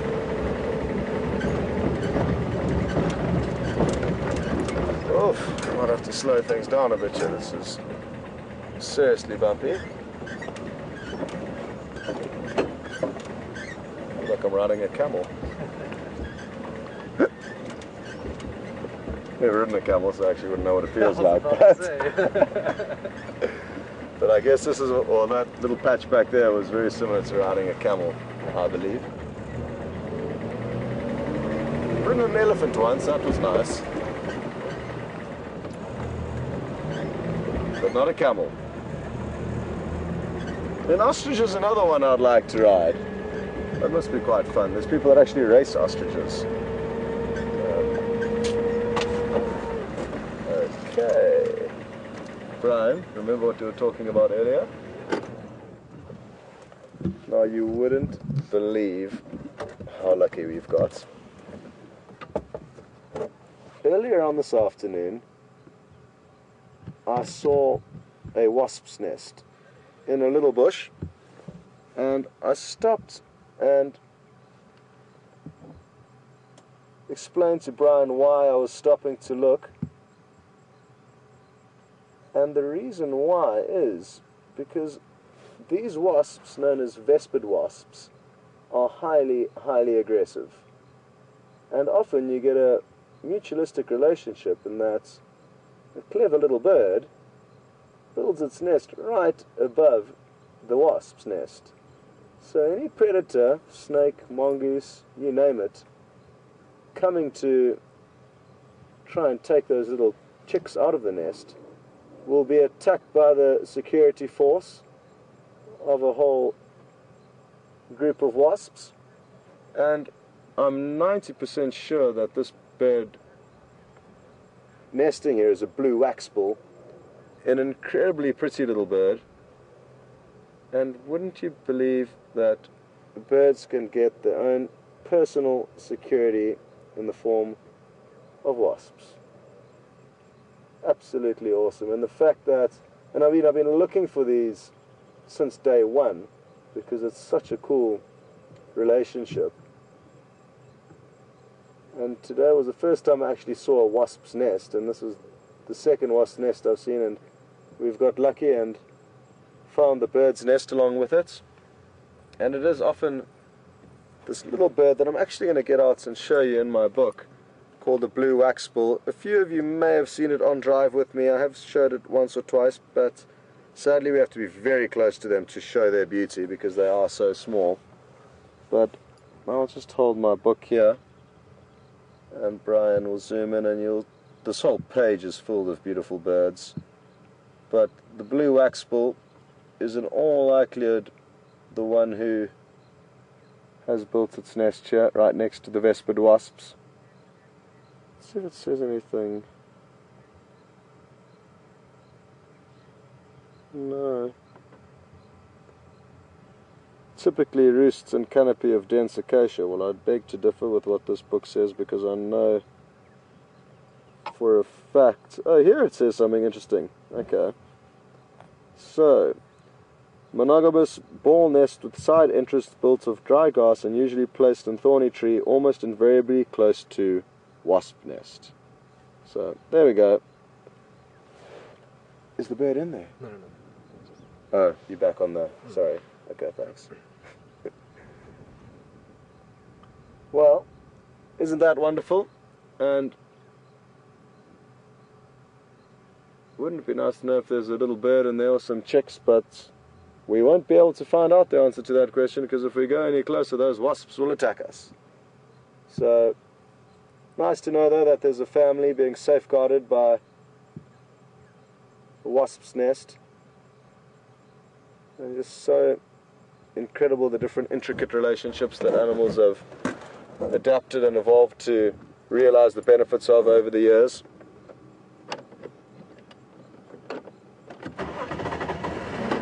Any predator that's likely to be causing trouble there will be considerably larger than these tiny blue waxbills, and therefore creates a lot more, or attracts a lot more attention to themselves than the little blue waxbills will. So that's the reason behind it. The blue waxbills are very small and delicate and don't get in the way of the wasps, or don't bother them. Yet any other predator would typically be larger. Trying to get to that nest would get intercepted. But good question, and sorry I should have elaborated on that.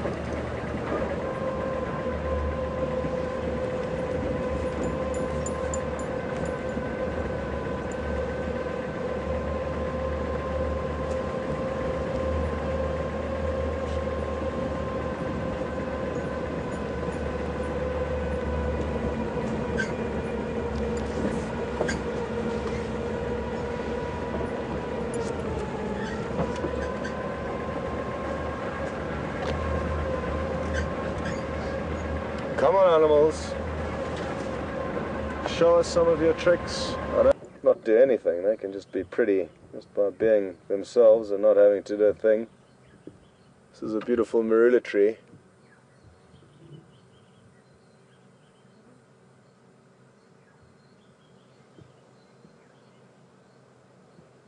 We really are blessed with some beautiful, beautiful trees in this part of the country.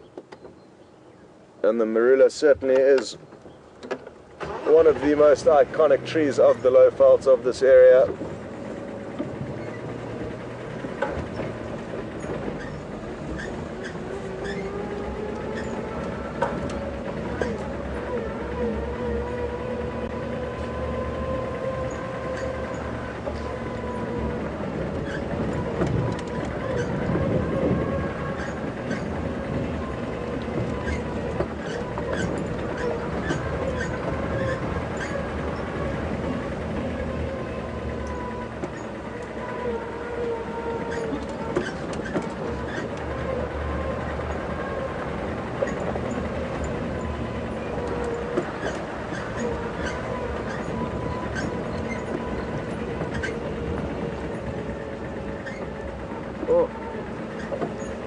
a strong spider web slowly stretch and then snap across my face.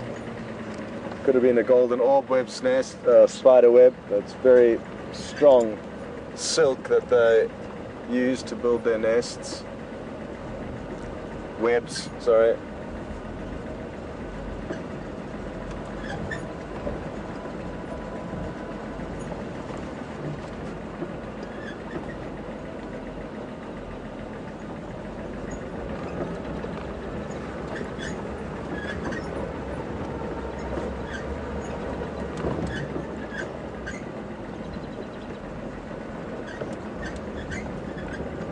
Well, we've just done a big loop around to Buffelshoek Dam, back to Buffelshoek Dam. And while we're here, we may as well have a look around, see if anything's changed. Maybe the three leopard that we were looking for earlier. The Combretum family is a family of very hardwoods, the leadwood being one of them. One of the densest, heaviest types of wood we have in this area is the leadwood.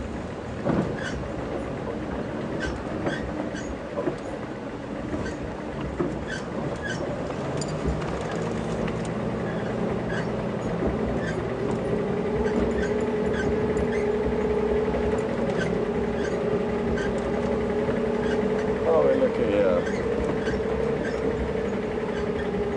Well, certainly those lion are not looking like they are going to come any closer towards us yet, but there's still a little bit of time and hopefully we'll get lucky. And all we can do is just hang around this area in anticipation that they will come.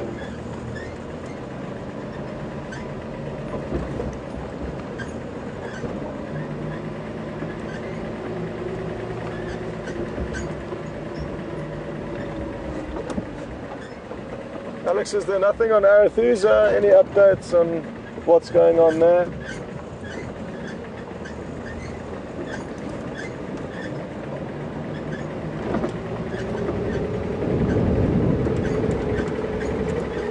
Okay, and is there any potential sightings there that I need to know about?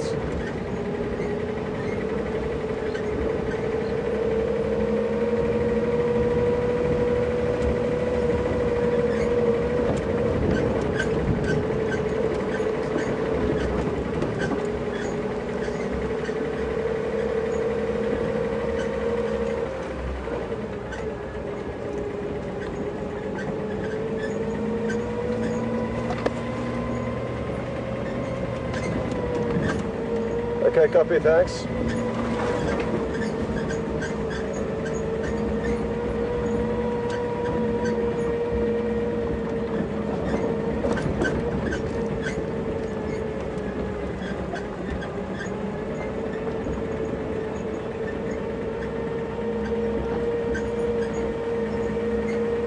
Russell in Fort Worth, good afternoon. Russell's asked why I don't look closer into the birds' nests, because by going too close, we may interfere or alarm the adults.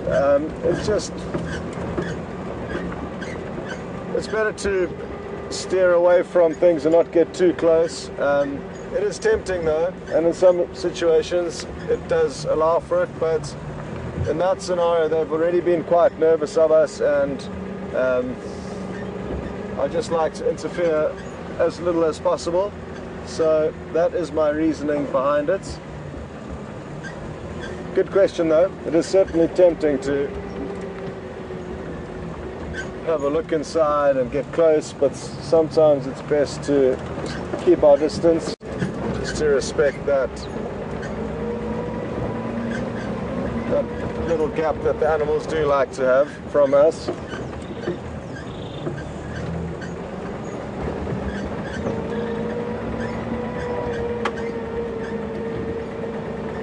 At a lodge where I used to work once, we had a paradise flycatcher nesting in the turning circle where all the Land Rovers would wait to head out on game drive.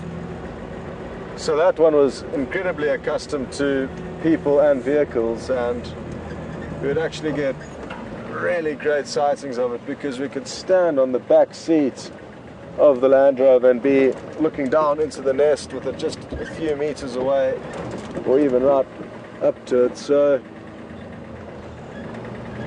there's an example of a situation that lended towards poking our head in, because that had decided to build its nest very close to a lot of human action.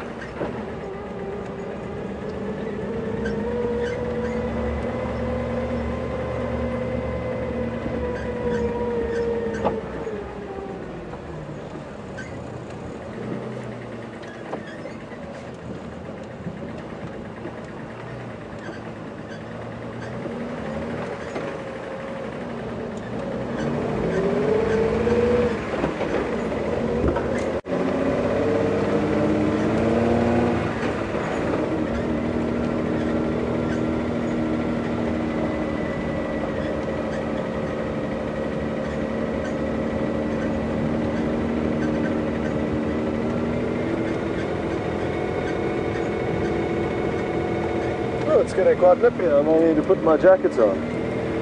Should also probably drink some water.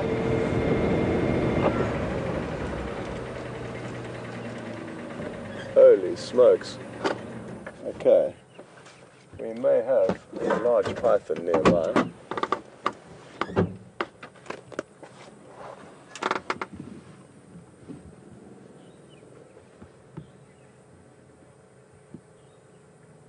You see this track from where you are? You need to come back a little bit.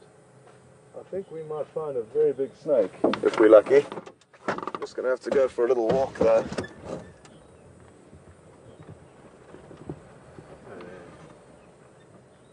Now the fact that this track is very straight across and not very serpentine, and its movement indicates that it could well be a python or a puff adder.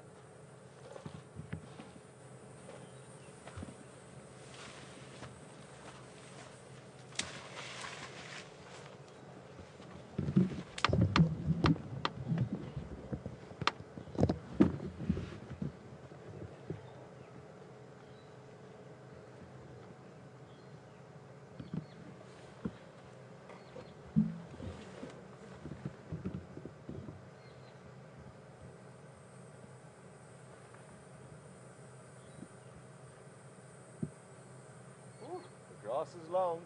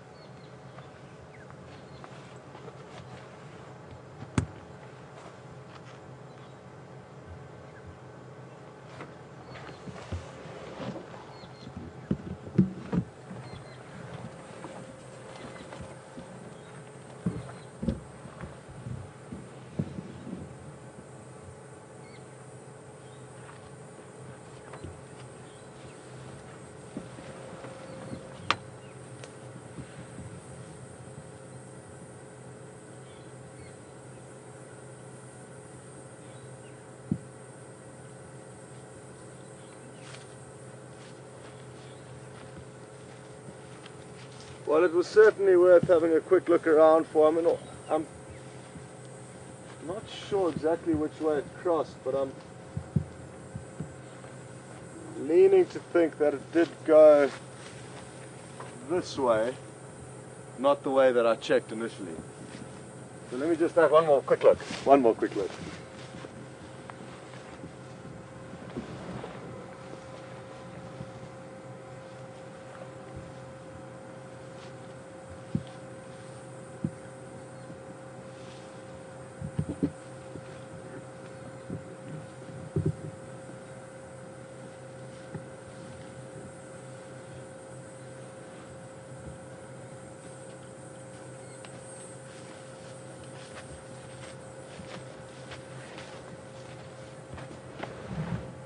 Oh well, no luck.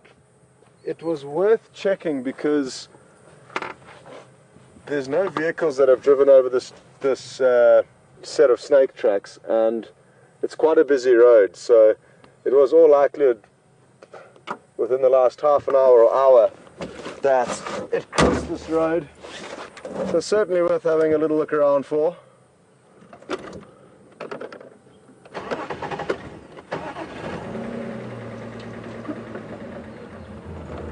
Okay. Well, there was a chance you would have seen me jumping up and screaming if I did find that thing, because they're so well camouflaged that I would have been probably on top of it before I realized. And you're joking, another one.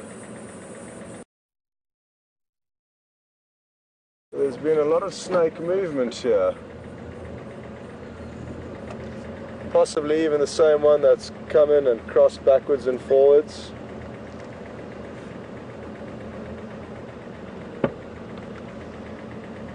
Very interesting.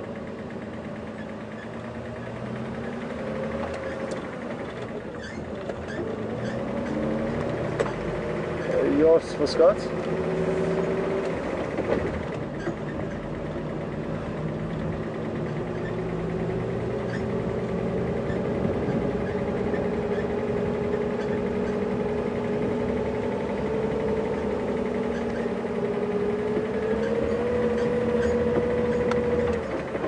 Evening, Yorsay. I've just been off my vehicle. I was wondering if you have any updates.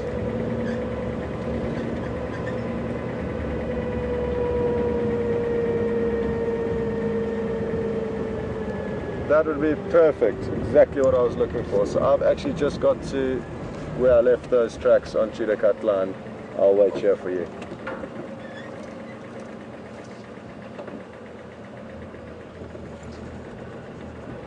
Okay.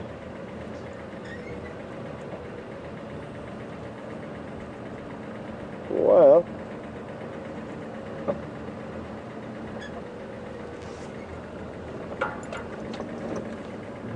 folks, I'm just going to wait here to get an update from somebody and see what they say about these lions. And while we wait for that, why don't you go across to Mark and see what he's up to, and he might possibly even say goodbye, and then hopefully myself and Brian will be finishing on some lion. So don't go anywhere, and over to Mark.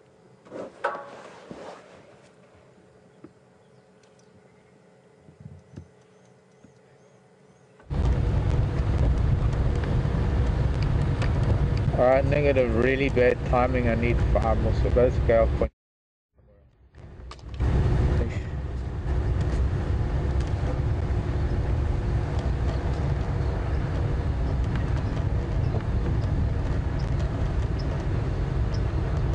Fine.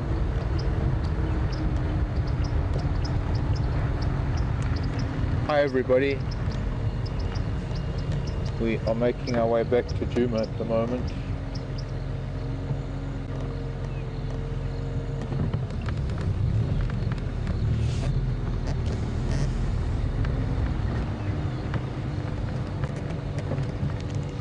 Got to get through a tricky section here quickly.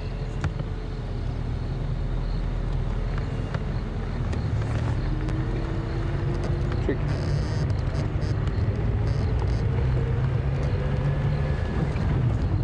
Well, the afternoon is wore on and not really much has happened. We've been on Arathusa. Unfortunately, I've been in a bit of an area that has been in a signal shadow. We went looking for those Birmingham boys. I think there are 4 of them at the moment. There's 4 lion that have been hanging out here for a little while, and at the moment, well, we're making our way back to Djuma because we were not getting signal from the western side of Arathusa Safari. There have been some herds of elephant around, but they've also been in very low-lying areas, and maybe it's the moisture, or, well, for whatever reason, we go this way.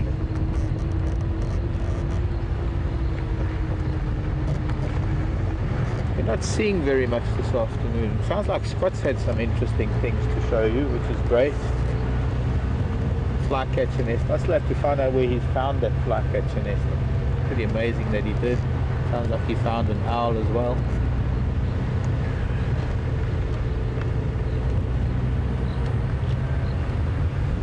The vagaries of game viewing and finding animals. Some days they seem to just be everywhere, and some days it's quite a challenge to find things.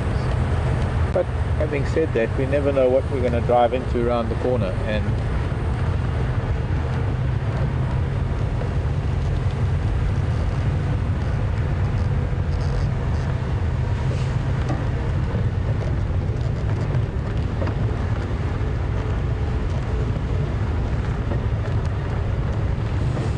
well, that's why we're still at it, hoping that we're going to find something.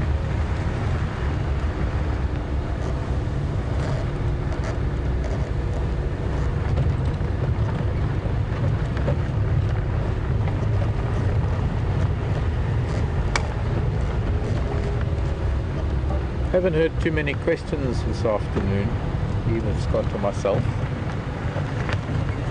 Don't forget, you can send in questions if you want to, or comments.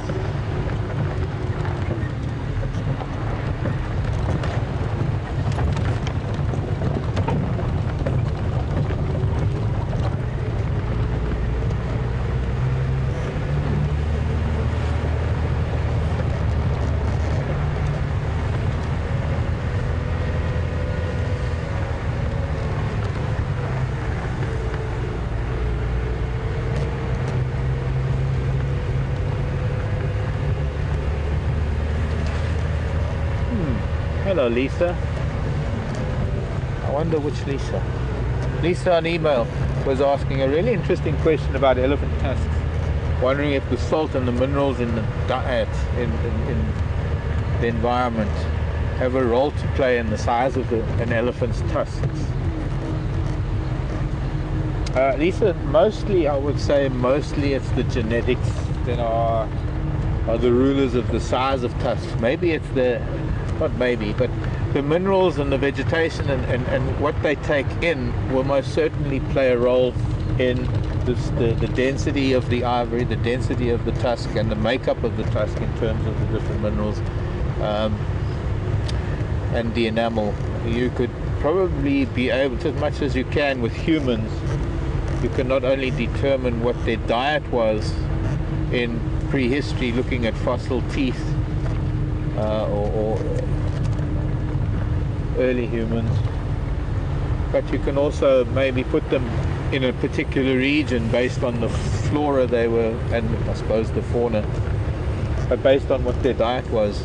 And so it's pretty much the same with elephants, and so everything about it, because they do dig for salts, they do take clay, they do find minerals in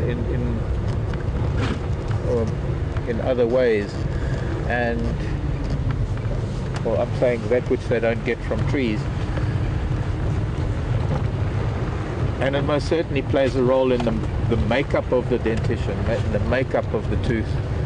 And, well, I'd be glad to hear from any dentists out there, or maybe there's a Cindy or someone, but somebody who's in the teeth business, my Uncle Rob in Australia, who right now would be pretty late at night, 1 o'clock in the morning, 12:30. He's a dentist. You could ask him. But I don't think that we could say that it has any role to play in the size of the tusks. Certainly the density and the general makeup, yes. Nice question, actually. It'd be nice to get some feedback from odontologist, dentist.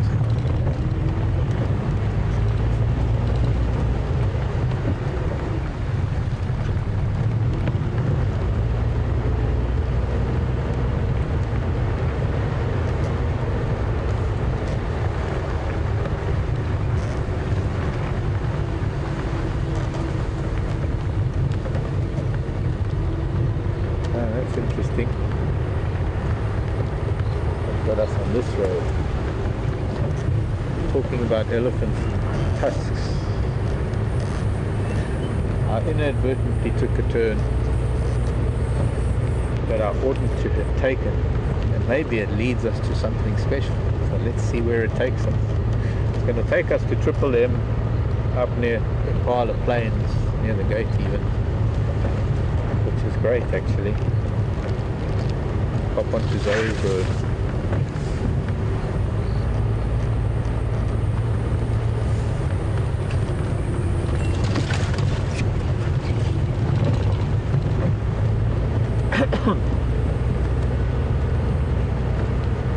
Elephant tusks are mostly genetic, and the reason why we very, very seldom get these lovely big old bulls with the magnificent tusks that reach the ground, because the top end of the gene pool was taken out in the last few hundred years, and it's very much the same with buffalo, antelope like sable for example, and kudu to some extent, that the size of these animals, that the average size of the biggest bulls now are sometimes, turn this down, are sometimes the size, or rather of what female sizes used to be hundreds of years ago. And so there's a very big industry that has now come about, I suppose you could say, by being able to manipulate genes, to match genes, and to be able to grow bigger horned antelope and buffalo and things like that. So although it's not happening with elephants yet, but it's certainly happening in the game industry, where the quest is to try and recreate that gene pool of massiveness that used to exist. And well, it involves very big business and millions of dollars.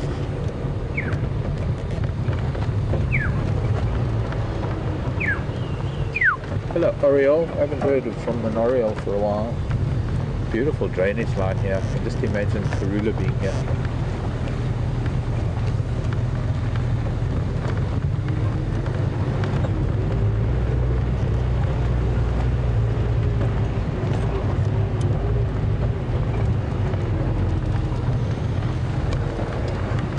Copy.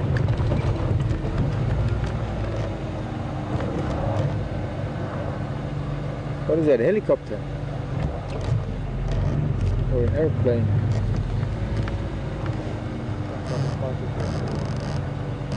Flying fast enough to be a fighter jet. That would be from the Air Force on a Saturday. Very unusual. Unless it's, sorry, distracted by a very unusual sound. That's something I don't really hear. A very low flying, very fast jet. Kind of like a Leo or a Golf or something.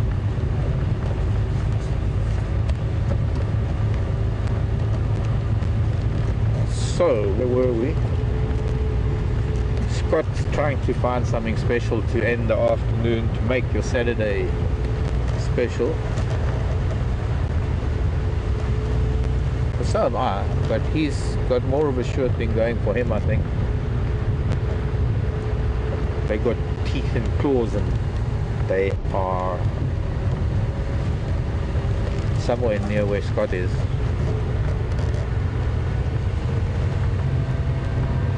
We are losing light fast.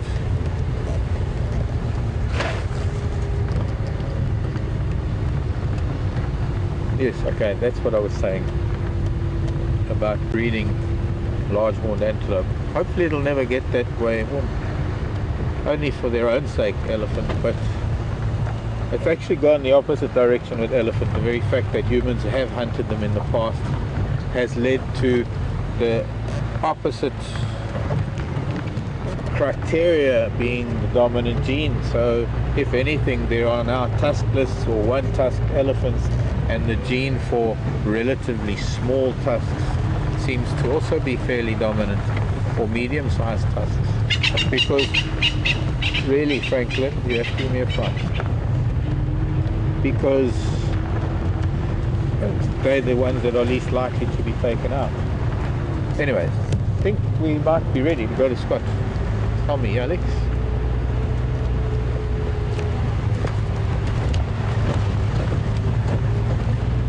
As I come out onto Triple M.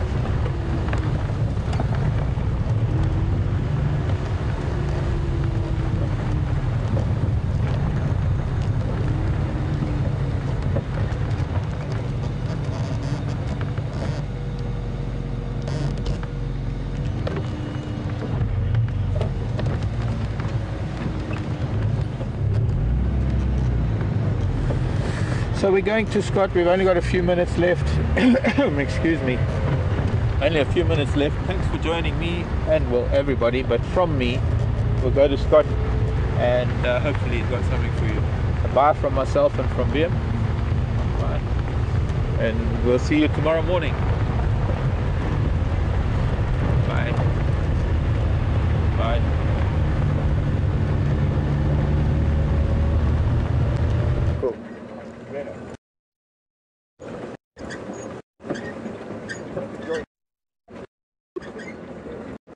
Welcome back, folks, and we have hit and managed to get into a spot where we can see these beautiful male lions, and we've just arrived and he's just giving Brian a quick wink there. That was awesome. Another one. Okay. And there is also another one lying down. They have been on the move and brought themselves closer towards Djuma, and that's why we can now see them. So even though they're lying down now, it's completely flat, they have moved about 3/4 of a mile this evening, and who knows how much further they will move tonight.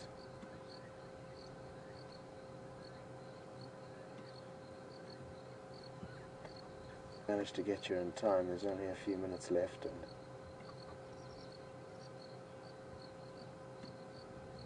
very glad we could get here because we had been speaking about this since the beginning of drive, and I was concerned at one stage that we weren't actually going to get to see them. These are apparently two of the Matimba males, part of a dominant coalition in this area.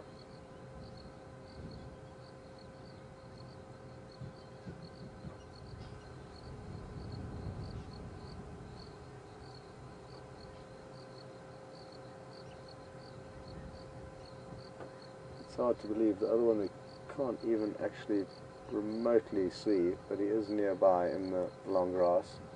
We could, with a little bit of luck, get to hear them roar. So don't go anywhere for the next few minutes, because it's something that you certainly don't want to miss. Now that little golden slab that you can see in the grass is the belly of the other big lion. Now imagine walking through this grass in that direction. You wouldn't have the faintest idea. And bear in mind that Brian is also quite elevated from where he is shooting with the camera, so he's got kind of a bird's eye view relative to what you would have if you were walking through here.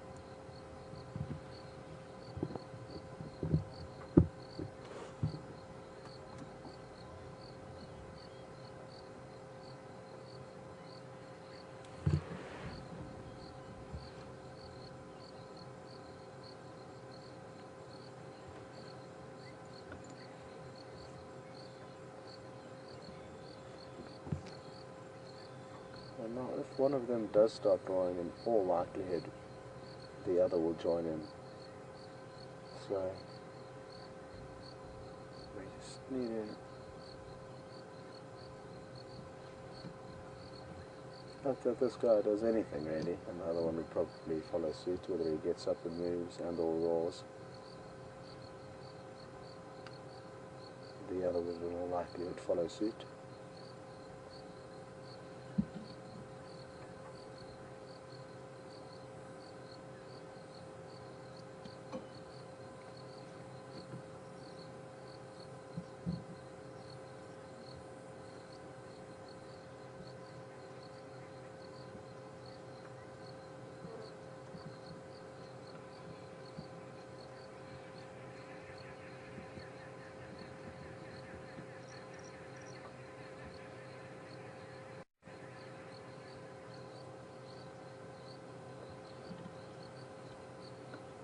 Shame, he may have a grass seed or something stuck in his right eye, and that's why he keeps blinking or winking at Brian, depending on what you feel. But with the long grass and all the grass seeds at the moment, you can often find the cats with little things in their eyes and also in their nostrils, causing them to sneeze, which can be quite amusing. Seeing a big male lion trying to get a grass seed out of his nose can certainly be entertaining.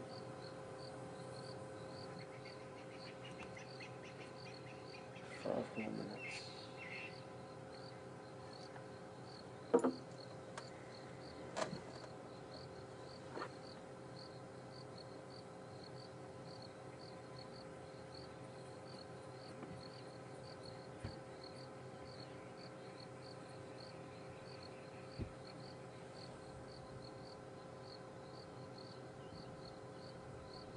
He's holding his head up into the wind. That way, I guess, being able to process any of the smells that are being brought in from the east. The wind is blowing from east to west this evening, kind of generally, and that is the direction he's facing. I guess he's also facing the other coalition members, so that may be another factor to why he may be facing there. He would be lifting his nose up into the wind if he did smell anything that excited him.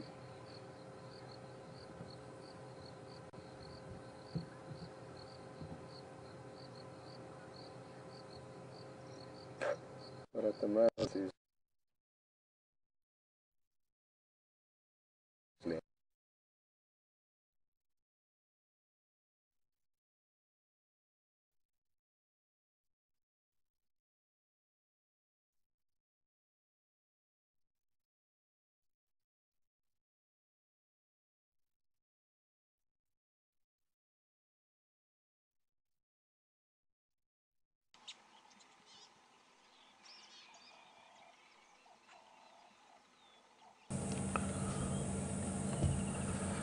Well, it seems that we've been plagued with a few signal problems this afternoon. It might have something to do with weather or cyclones. There have been cyclones in Mozambique.